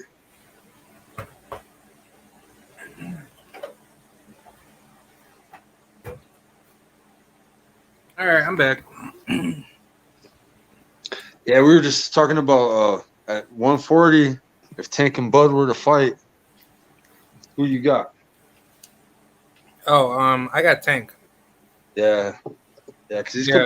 Gervonta would beat the living crap out of him. Yeah, bro. But dude, imagine if Gervonta had like I'd say like a good 6 more inches on him, bro, he would be stopping a lot of dudes at 147. Yeah. He would be stopping a crap load of people at 147 and above. I don't care what anybody has to say. Gervonta, looking at how good of a boxer he is, obviously he's a bona fide boxer puncher, but if he was like 6'1", but let's just say he had like a good 75-inch arm reach or some shit like that, he would be stopping everybody. Yeah, facts. Yeah. If he was just like just a little bit taller, even dude, he's good at his height, bro. He knows how to fight being a short guy, bro. He's already been the short in life, bro. Like, 'cause he grew up in the hood, bro. He had to fight all the time in fucking Baltimore. So he knows. I gotta knock everybody out. He knows he's 5'8", bro, and he, you know what I mean. And he fucking needs a. I thought Tank is like 5'5". 5'5". At 5'5", I mean. Tank is 5'5". Yeah. I also wanted to share some updated news for heavyweight boxing. This is from Sky Sports for anyone that's interested. Here's the link, but Jared Anderson, he eyes a British UK belt after he had recovered from his injury. Todd DeBuff said Jared Anderson is young. He got charisma. He got incredible athletic ability. He could be something special. And that was said by top-ranked president Todd DeBuff as he looks to bring the American heavyweight sensation to the UK, i.e. Great Britain. So I just figured that I'd just share that because he was supposed to fight on the quote unquote the Tyson Fury bullshit Dillian White card, right? Yeah. But he got injured and shit, and after that, he wasn't able to really do anything. So I want to say this is more like his comeback fight, and then after that, he just gets back into it, and then we start seeing him fight some decent level names. I don't really think Jared's gonna probably fight any top heavyweight fighters, but hey, salute to you, Joseph. Thank you for coming by. Yeah, as far as the topic, originally we were just talking about Gervonta Tank Davis fighting Terrence Crawford theoretically at 140. We've been all over the place, man. We've talked about the upcoming PBC card, the Matchroom card. Talking about Clarissa. Fantasy fights, Clarissa Shields and Savannah Marshall were showing her outfit. Man, we talked about everything, bro. Yes, sir. Salute, man. Yeah, man, that's funny. Draco said it was Bud versus Tank at 140. We picked Tank. Yeah. I mean, personally, I just think Gervonta, he's a bad style matchup for Terrence Crawford, and I think there was a time back in BFTB show where he actually said that if Gervonta was at the same height as Terrence Crawford, he would knock his ass out or something like that. But I think Gervonta, he would stop Terrence Crawford at 147. Definitely. No, 147. You said 140, bro. No. But I'm saying if Tank wanted to take that risk and actually fight Crawford, and was just actually serious about that, I personally believe he can beat Crawford at 147. But I think Terrence Crawford, he just needs to go ahead and fight Errol Spence. Stop doing all this flipping and dodging. Just go ahead and get into that scrap with EJ. Stop running. I'm kind of tired of talking about it all the time, bro, or hearing about it all the time because we haven't got no announcement, nothing, bro. Yeah, man. I already know. I already know. It's man. I just can't wait. I can't wait fucking for that shit to be official. I'm gonna get tickets. I'm gonna go see it.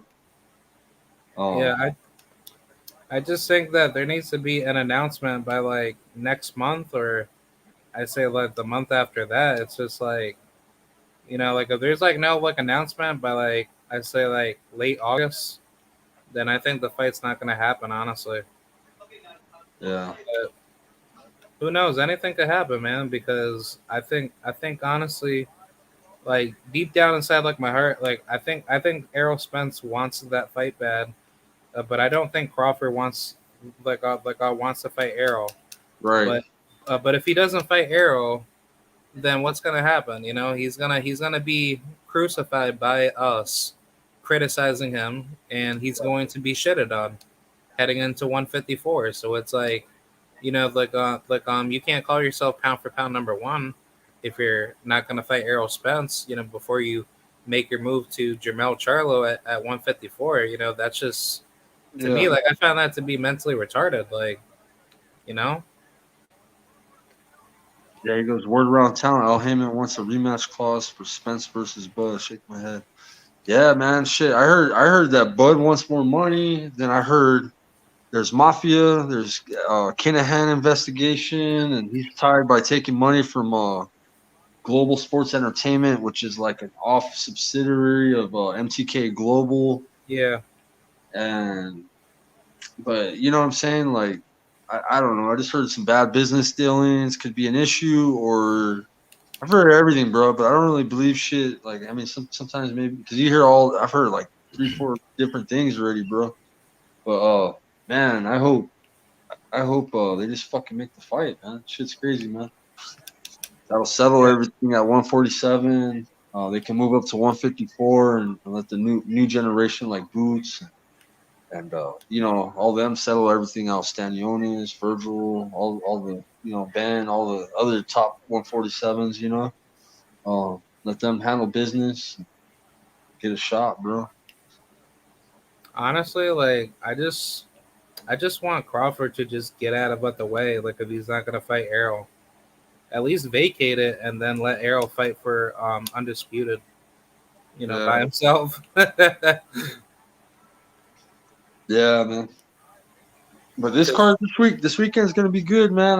That Mark Mexio, that's what I'm really looking forward to, man. The Ray Vargas and Mark Mexio, bro. I'm hyped on that one, bro. I'm looking forward to Jackson Marinas and Frank Martin, man. Yeah, I like Frank Martin, but Martinez is a step down to Ricardo Nunez. Yeah, yeah, yeah. That's what I was gonna Because say. anybody that fights Tank and they get their ass knocked out by Tank, seem like they become a better version afterwards. You know what I'm saying? Like since Yeah, they yeah, fought yeah. That's what I better was gonna opposition, better level of boxing, they come back as a better fighter, bro. And I was kind of looking forward to seeing Nunez and Frank Martin scrap. And now we say. got Yeah. Martinez.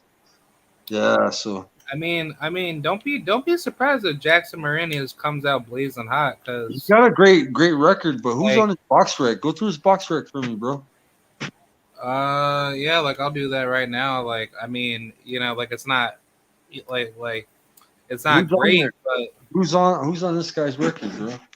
At lightweight, is he he's always fought fought. lightweight? Is he been super feather or what is He's he always he's always fought at I think 135 his whole career, but basically, as far as his I think he's got recent, one loss, right? One loss, Martinez. he has two losses. He's been knocked out by Richard Comey, and then he got that robbery decision against Rolando Rolly Romero. Yeah, But as far as his recent, or his resume as a whole, he's just been fighting a bunch of no names that nobody has ever heard of. But his only credible fights is, where's he from? Rolando. Where's he from? Uh, Martinez. yeah. Jackson Marinas. He's He's got a. from the Dominican Republic. Oh, okay. Yeah. So he's a decent fighter. I mean, I personally like him, but I don't think he's like that super duper good. Yeah, But who's his best opponent? His best opponent is Richard Comey and Rolando Romero. Those are his big name fights. And who? Rolly? Rolando. Yeah, He fought- Rolly. Oh, Rolly knocked this guy out? No, Rolly got that gifted decision up against him. Really? So this guy is better than Rolly, bro. A little bit, maybe. Or about equal. Uh, I think Rolly can beat him if he knows how to use his boxing ability properly, but knowing how the first fight went, I think Jackson will just do the same thing and he'll just beat Rolly to a boxing match. Yeah, bro. I think Rolly, Rolly's delusional, man. Rolly he is delusional. thinks that he beat Tank's ass. That he just got lucky. Yeah, with man, I won every single winning, round. I winning beat all you that. with Damn, bro. That fight though, I was hyped for that shit though. Even though I knew it wasn't like big opposition for him. Uh, I was excited to see him fight him, bro. Knock him out. Yeah, I just found it just really surprising that Rolly thought he was actually winning rounds Yeah. when you were getting your ass beat, like Yeah, literally he's a different coach. That beat coach the hell up. He's got an MMA coach, basically, type shit. Yeah, it's like, He's a boxing coach, bro. bro, Coach Bullet, he's such a garbage coach, man. He's not that A good. lot of people they discredit the fundamentals of boxing, bro. Like to be a good boxer, bro, you got to be fundamentally sound. My uncle was a come forward brawler boxer type shit, like Mexican style, Bobby Chacon, and but he still had boxing skill, bro. Like he learned how to box. You know what I'm saying? That's what helped him in his career. But a lot of these other fighters, bro, yeah, they could brawl, but they can't box, and that's what always fucks them up. Boxing always beats a brawler. You know what I mean? Yeah, and I mean, if you can't box, Yeah. And it's all muscle memory and skills that you can't just pick up. Like same shit with AJ and Usyk that's coming up, bro. We were talking about that. I don't think AJ can pick up the skills needed to beat Usyk. It's a possibility, bro. It's still heavyweight, bro. In the heavyweight division, one the punch, heavyweight division, one all punch can change the whole shit. Yeah, whole outcome. And so I mean, it's still. I mean, it's gonna be a good fight, bro. Hopefully, still got Usyk in the second one though. That's coming up, bro. And that's globally. That's like the biggest boxing fight. And believe it or not, bro, it sounds crazy for us American fans.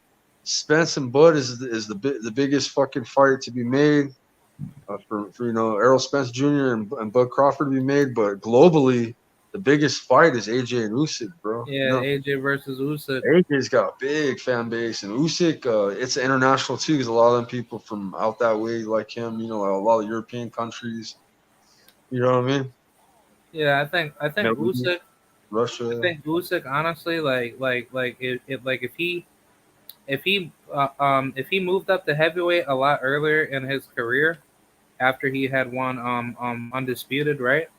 Yeah. From cruiserweight, and let's just say he fought like guys like Andy Ruiz and all those big name heavyweights like Charles Martin and maybe possibly Deontay Wilder, which that's a very risky test, but if he did it like that, dude, like Usyk fighting here in America, that would be lit. Like Usyk would be stealing the show.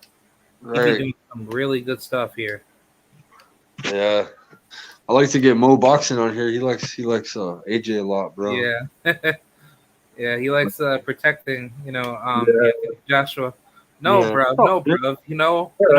Joshua, mate, he's good. That's the fighter. He's That's good, the fighter, bro.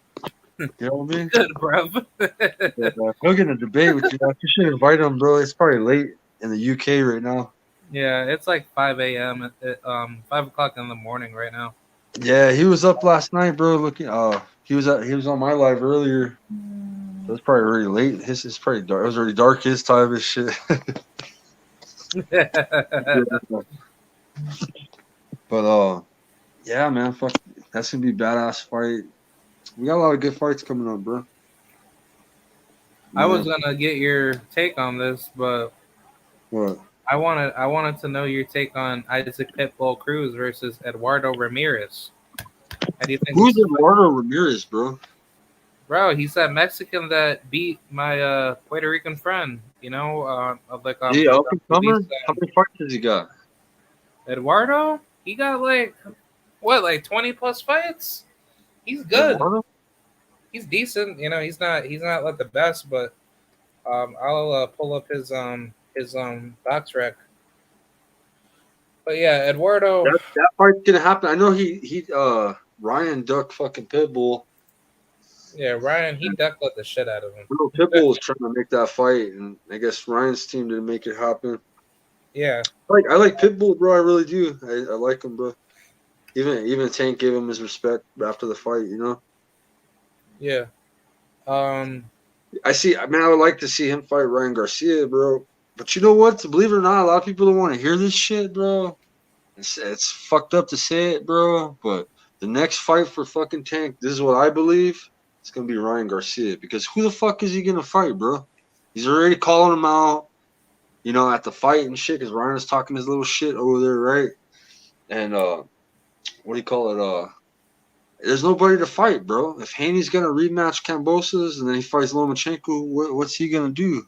I say in the meantime, he fucking take out Ryan, bro. Yeah, because That's a money fight, bro. It's a lot of Ryan Garcia got a big ass of a fan base of the casuals, you know, and you know all this young generation, the Instagrammers and shit. I mean, look, if Javier Fortuna beats Ryan Garcia, don't be surprised if Yeah, Gervonta- facts, Yeah, bro. I was about to say that too. Yeah. I should have said that Don't shit. He ain't getting don't past be Fortuna. don't be surprised if Fortuna beats Ryan, and then Gervonta wants to fight Fortuna, and it's like, bro, like just because you fight Fortuna doesn't mean like that's a better fight. You know, like you're fighting like a guy that got his ass beat up by Jojo Diaz. Honestly, I wouldn't mind seeing Tank versus Jojo Diaz. If you fight Jojo Diaz in your next fight instead of fighting Devin Haney or Vasil Lomachenko, it's a better fight, because think about it. You could beat Jojo Diaz better than Devin Haney did, and then let's just say after that fight, you and Devin could fight each other, right? Because I think Devin, he only has like a good year left to stay at 135, but Right. I personally think what Devin should do, go beat up on George Kambosos' ass, and then after that, try to revisit Tank if you can do that. Yeah, Tank. Yeah, give Tank the shot. Fuck Loma. Fuck him. He's the one fucking out there chilling. Kambosos doesn't really deserve the rematch. It's just like, yeah, Loma can get last in line, man, because he already lost to Tio. Yeah, fuck Lomachenko, bro. Like yeah, he doesn't deserve that. He has to work up the line, bro. You know what I'm saying? Like that line, he's there in the line, bro. But he's behind Tank, bro. To me personally, bro. Like, I know he was the man, but you know he got beat. So Tank's the man too. You know what I mean? He hasn't lost. Yeah, Draco said, to be fair, Fortuna had a broken hand against JoJo. Oh yeah. Facts. Yeah. Yeah, he was injured. Yeah, JoJo's tough too, bro. He's a good fighter. I give JoJo his credit. I know he didn't do shit against Haney, but Haney's hard to touch, bro. Haney's just too defensively skilled, bro. And he's a beast. Jab and bro. Haney. Man, that's a crazy fight, bro. Is Haney and Tank, and that was brought up. We had Bill Haney on. Actually, K-Rod was on BFTV channels yesterday. Yeah, like I'm gonna clip that. Like I need to go back and. You should clip it and play it on your StreamYard, bro. But yeah. Like I need. He was able to ask some questions and shit. What questions did you ask Bill again? I was only able to get him to ask him one question. I heard other questions asked. They asked if Tank could be the next fight, even though there's a rematch clause with Kambosos, and they said that they could put the rematch on postponement until him and Tank fight, so they can actually put Tank ahead. Yeah. That's what I was just. So about they said that there is a possibility of a Tank fight. Kambosos, he should get paid step aside money. He should get paid step aside money. Exactly. And then talking about. let Devin and Tank fight each other, and then the winner has to face Kambosos. This comes from Bill Haney's mouth too, not just from any random person off YouTube or us or anybody that Like, talks I mean, boxing. it's It's not coming rocket from Bill, man. science. Yeah, Bill said it could happen, so you never know, guys. Shit, there could be a Cross your possibility. fingers. Yeah, a possibility. Happens. Just know that we were, like we were predicting this shit correctly. Yeah, he told us straight up it could happen. Bill Haney. I just want to see this fight happen because if Devin moves up to 140 and he has to start all over like again, it's just like, him and Tank fighting at 140 doesn't make any sense. It's like it would make a lot better sense for him to fight Gervonta at like 135, and then whoever won that fight between the two, they can they could see each other again at 140. Let them fight each other like 2-3 times at 135, and then do the same thing at 140. So Right. But yeah, like I'm excited, man. I just really hope Gervonta doesn't fight some, no name bum. I wanna see Gervonta fight somebody, man. Stop fighting these like low level guys. It's like that's not helping me like you. Right.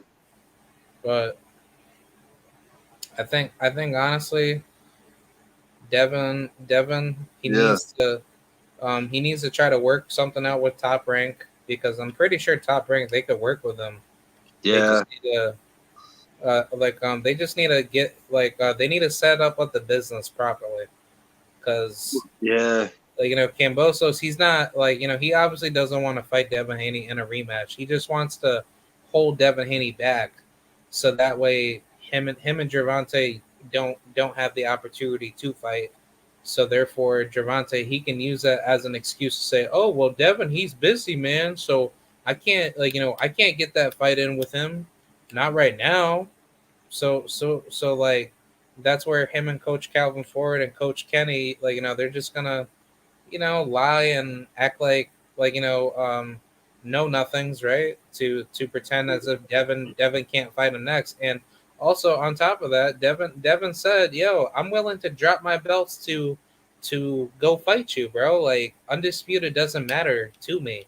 Like what matters is that I beat everyone in the division, and you're saying that I'm not legit, so come fight me. We could fight without belts. Belts shouldn't need to matter in boxing. What matters is that the best are constantly fighting the best, and Devin's trying to make every fight possible to be the best. So you can't say Devin Haney, he's lying, he's running away from Gervonta. No, he's not. He's telling Gervonta straight up to his face, on top of his father, saying, "Yo, we're ready to beat your ass, bro. We're not afraid of you." But Yeah.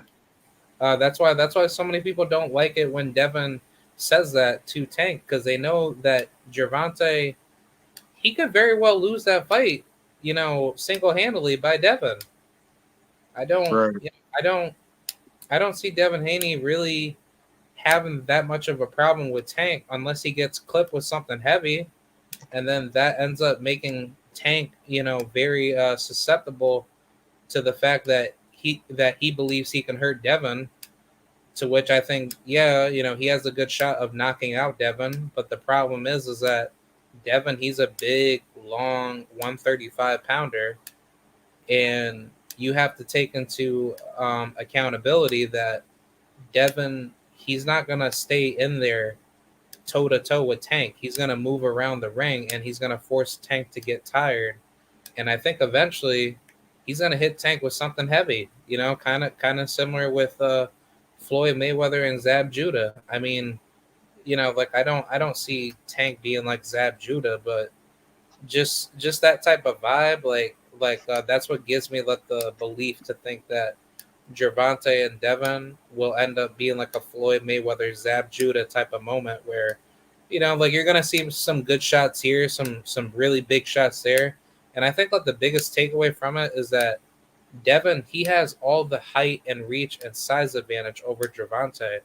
So let's just say if Gervonta, if he's not able to hurt Devin the way that all these, like, Gervonta, Tank Davis, fanboys, like to say, to which I'm not, like, like a fanboy of either fighter, like, to me personally, I respect both Devin and Gervonta's skill set, but it's just that I'm saying from like a student of the game perspective that studies boxing like constantly on a daily basis, I don't see Gervonta hurting Devin the way people want Gervonta to do it. Because think about it, if Devin has good defense to the point where he doesn't get hit that much in a fight, in which some people will try to argue to say, nah, man, Devin, he gets hit, like, he gets hit, like, like enough to get hurt. And it's like, okay, but out of all those fights, how many times have you seen Devin really get buzzed and really get, clipped with something heavy where it almost looked like he got knocked out? And then on top of that, how many rounds did Devin really lose, like, decisively in a fight to make you convinced to think that he can't go late game with anybody that punches hard with him? He's been in there with guys like, I'll even use Jorge Linares and who else? Zaur Abdulwalev. He's a heavy-handed guy. He can hit hard too, but Devin made him look, very average, very easy. But I guess I'll use Jorge Linares because everybody likes to use that argumentation to say like, oh well, Devin, he got clipped, like, in that fight, so Jorge, like, if it if he could hurt Devin Haney single handedly with one big punch, then why can't Gervonta do that? Blah blah blah. Well, the difference is this, that Devin was not fighting the fight that he should have fought, where he was actually boxing Jorge, and he was keeping Jorge to the outside. Yeah. So if you think about it, why would you not want to continue to do that when you were already beating him the entirety of the fight? So the only the only reason why people go to that example, because they think Devin will be stupid, Devin will be stupid enough to trade with Tank, where Gervonta will clip him and hurt him to the point where he's gonna actually look wobbly, and then Gervonta will have the opportunity to knock him out, which I disagree, because Devin, he's not gonna be dumb like that. Jorge Linares was a good test for him because Devin thought that he had he probably had some form of ego to actually take that punch very well from Jorge, to which he actually did. Yeah, he stumbled a little bit, but that's boxing. Anything could happen. But it's not like, okay, based off of that one punch that Jorge Linares threw onto him on the 10th round, in which he was winning, by the way. Nobody. Yeah. Like, Devin's not going to be dumb enough to do that with Tank unless he does something really stupid where he's he got power but no accuracy. Yeah. Draco fought high power. Yeah. Gervonta's gonna hurt Devin Haney. There's no doubt about it. But the severity of the punches is what matters, in that fight. Because if Gervonta goes into that fight thinking, okay, the only way that I'm that I'm ever gonna beat, Devin Haney is that I need to clip him. That's basically it. You can't box Devin if Devin poises to be the superior boxer. So the only way for Gervonta, in my own eyes, for him to actually dominate Devin Haney and knock him out, you have to press him to his body. And I think that's what Tank is actually learning right now. Use your body. Use your body to roughhouse Devin and force Devin to a dogfight. Yeah. And I think, honestly, Devin Haney, inside the pocket, he's not that good of a pocket inside fighter. He's more of a semi-outside, pure boxing, masterclass boxer. That's basically what he is. Yeah. But yeah, Draco Edwards made a good point. Tank gonna force Devin to fight though. He ain't gonna be able to box all 12. Tank will cut the ring off and make him fight, which that's a good point. Can't run forever, especially with not enough power to keep Tank off. Yeah, That's remember, why, Tank's quick too. He's just as quick as Haney, bro.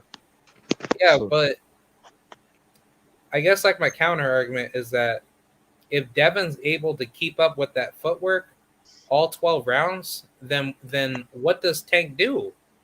Because honestly, like your only option to actually win that exchange is that you need to press Haney to the body, and I think that's what's going to happen. I think Gervonta he's going to test out with the waters. He's going to try to throw like a couple body shots, and if that's working, he's going to stick with it because Devin Haney he's going to be wide open for some big shots to the body, but I think what's going to happen is that Haney he's gonna drill Tank with that jab, and I think Tank he's going to start getting frustrated by trying to headhunt too much. And then when Calvin Ford tells him, "Bro, look, you can't start headhunting throughout this entire fight. You have to start breaking this man to the body." Then I think that's where Tank will do, all that body work heading into the later rounds. And then I think Haney he's gonna crack to he's gonna definitely get broken down with like a body shot. I think that's where Devin Haney's will be broken by Gervonta. And I think if Gervonta facilitates that perfectly, he could very well knock out Haney with like a body shot. I think that's probably how that fight's gonna go down. I see it as a 60-40 fight. I favor Tank, you know what I mean? But it's because Haney lacks power, you know what I'm saying? But in a way, though, I'm just wondering if Haney's that slick. That's in the back of my mind, bro, because I know that defensively, I mean, yeah, who has he fought? You know what I mean, right? There's a lot of good points brought up by Draco in the chat, but Yeah, Draco's like, man, making. he's a master boxer. And like, man, he's got the reach. He's got a nice crispy jab, but he don't have power. Tank can get him right. Yeah, I got Tank, but I see it as a 60-40 fight, not a 50-50, but like a 60-40. Oh my God, 60-40? Yeah, Tank Damn. favor. It's still a competitive. I think it's a very competitive fight, bro. A lot of people calling it a 50-50 fight, bro. I mean, look, if I call if it Gervonta knocks out Devin Haney, then I'm gonna be very devastated. But at the Yeah, same that's why I'm like in the middle, bro. Like, cause, bro, like, you know what I mean? Like, on 60-40, I think Tank's got if you look at the skill set, right? The only thing that Haney's lacking for me is power. Everything else is nice. so Right. wait a minute. Are you saying that the only way to keep Gervonta up and off of you is that you need to have power?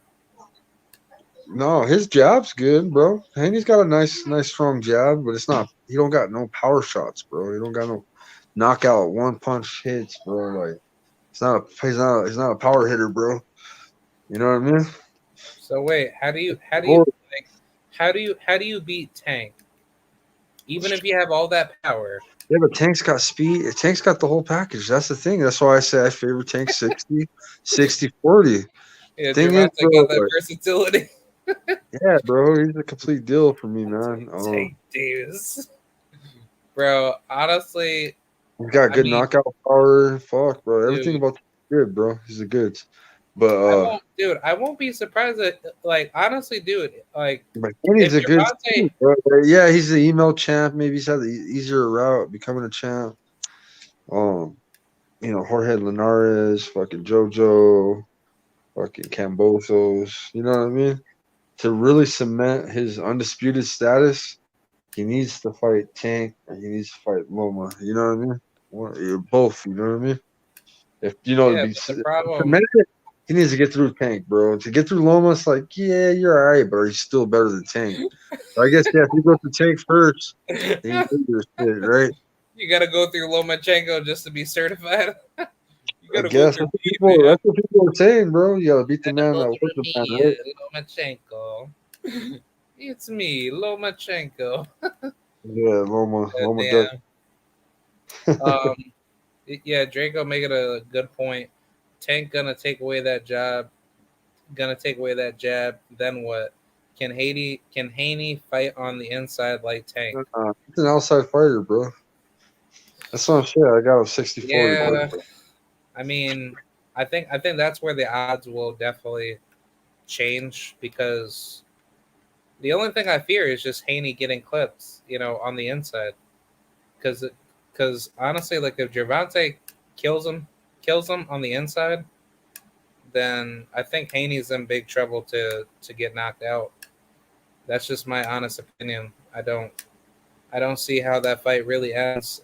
Like either Tank is going to kill Haney to the body, or he's going to kill Haney with those crazy demonic uppercuts that you see from some Mortal Kombat film, and it's like I don't want to see Haney get damaged, but knowing how Gervonta is, it's like he's a very lethal uppercut, puncher. So I think that left uppercut from Gervonta, he's gonna time that shit beautifully too. Because if he does that to Devin, then I think Devin he gets knocked out. I don't know how you can see that from your perspective. Yeah. I don't know. Tank's better all around better boxer, fighter, puncher. So yeah. If you look at it, you just base it off his skills. Yeah, you see Tank winning the fight, bro. Yeah, I mean the problem is just like Devin made a good point when he was going through that ESPN interview with Stephen A. Smith, in which I personally don't like listening to Stephen A. Smith when it comes to boxing, but I think he made a very good point. Like me and him both sparred each other, and we know how we both know how we fight. But it's like if you can't hit me and you can't find the opportunities to get into your rhythm, then how are you going to facilitate your combinations and your quote unquote punching power?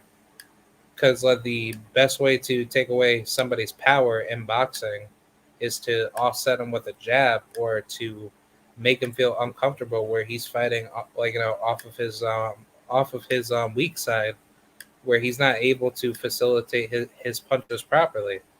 Because I guess the greatest example of that, I don't know if you can agree, would be like Mike Tyson versus like Evander Holyfield, in which Right. Holyfield he came in as a smaller guy, and he was walking Mike Tyson down, and everybody thought Mike Tyson was going to knock him out.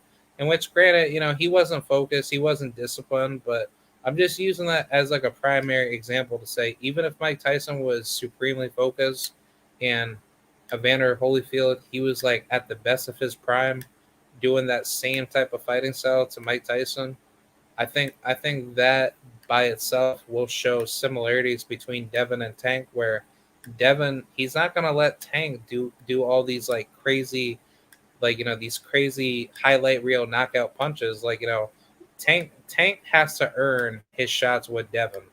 And if he's able to control the tempo that Tank wants to fight, then I think Devin he could pull it off. But the problem is that if you get hit by Tank within a second or like a millisecond within an exchange, that's what's going to change up the outcome of that fight. Because like Gervonta is similar to Deontay Wilder in that regard.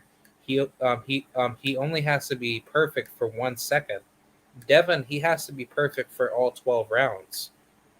And I mean, granted, Devin knows what Gervonta is capable to do in the later rounds, but let's just say if Gervonta, if he's still able to keep up with Devin's footwork and break him down methodically and just decipher everything that he thinks out of Devin, then that's going to be scary. Like I think Gervonta can very well knock out Devin, but if Devin comes in hyper focused and he presents a bad style matchup to Gervonta, then Devin he could very well win that fight. Yeah. Yeah, definitely, man. Yeah, Draco said at Loma age and wear and tear, just a couple shots from Tank break him down. He would have to fight a perfect fight to win and still might get caught. Yeah, the uppercut to the head and body was excellent timing on it and can land look on whenever. Yeah, like I mean, those are excellent points, and I just think like Gervonta, he's just such a dangerous fighter. Even when he's not even trying to, knock you out, it's just like all it takes is one from him. But it's like with Devin, I understand why people criticize, about the worrying of his power because it's like he's not able to like blow dudes out with his shots. He's like similar to Floyd in that regard. He needs he needs his punches to be built up through volume punching in order to make a difference in the fight. But the difference is like Floyd Mayweather, he has a very good thudding jab that gives you a lot of respect coming into that fight. So it's like Floyd Mayweather, he has pop, but the problem is that he messed up his hands after being Pretty Boy and knocking people out. So that's where he turned into Money Mayweather and he started fighting defensively sound. And I think that's really how Devin fights. He fights like a protege clone of of like a Money Mayweather. He's not going in there to knock you out.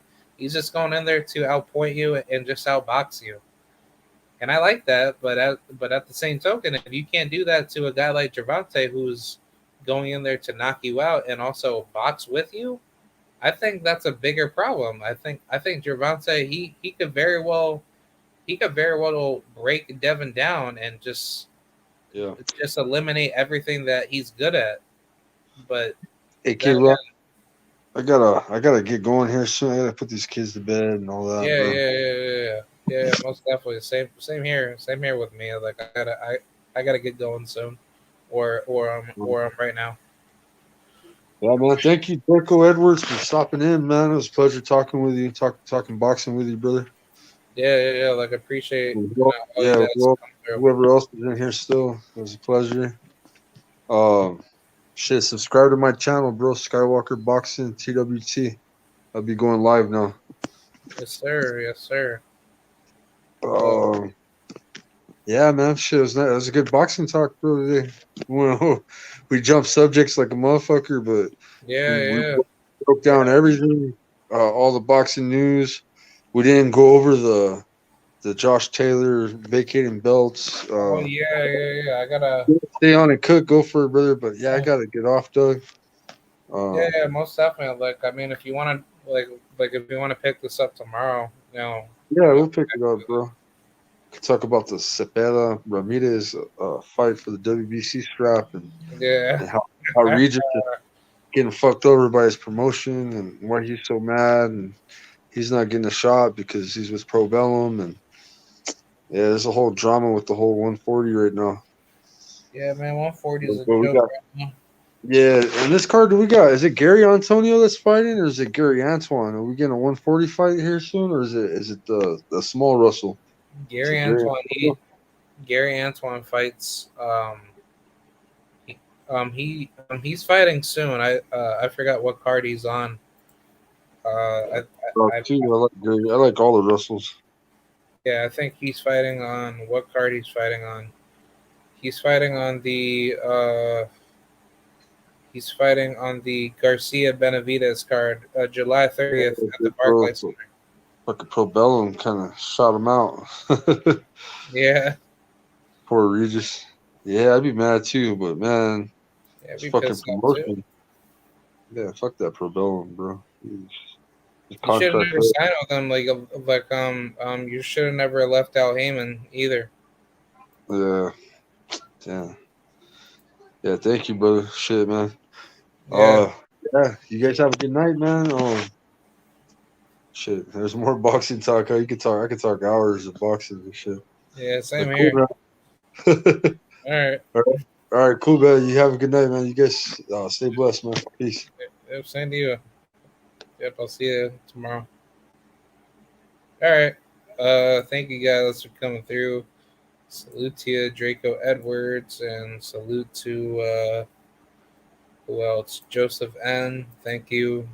And who else also came in? Yeah, I think that's about it. But thank you guys. That was a good night of boxing talk.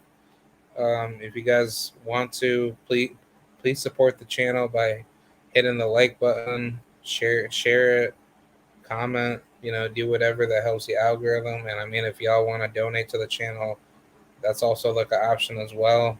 But yeah, man, let the grind don't stop, man. I'm just grinding and just continuing to do bigger and better things. And I think eventually, my name's gonna, start, enlarging a lot bigger, leading into the future. So I appreciate Mr. Tim Muzzy, aka Mr. Skywalker.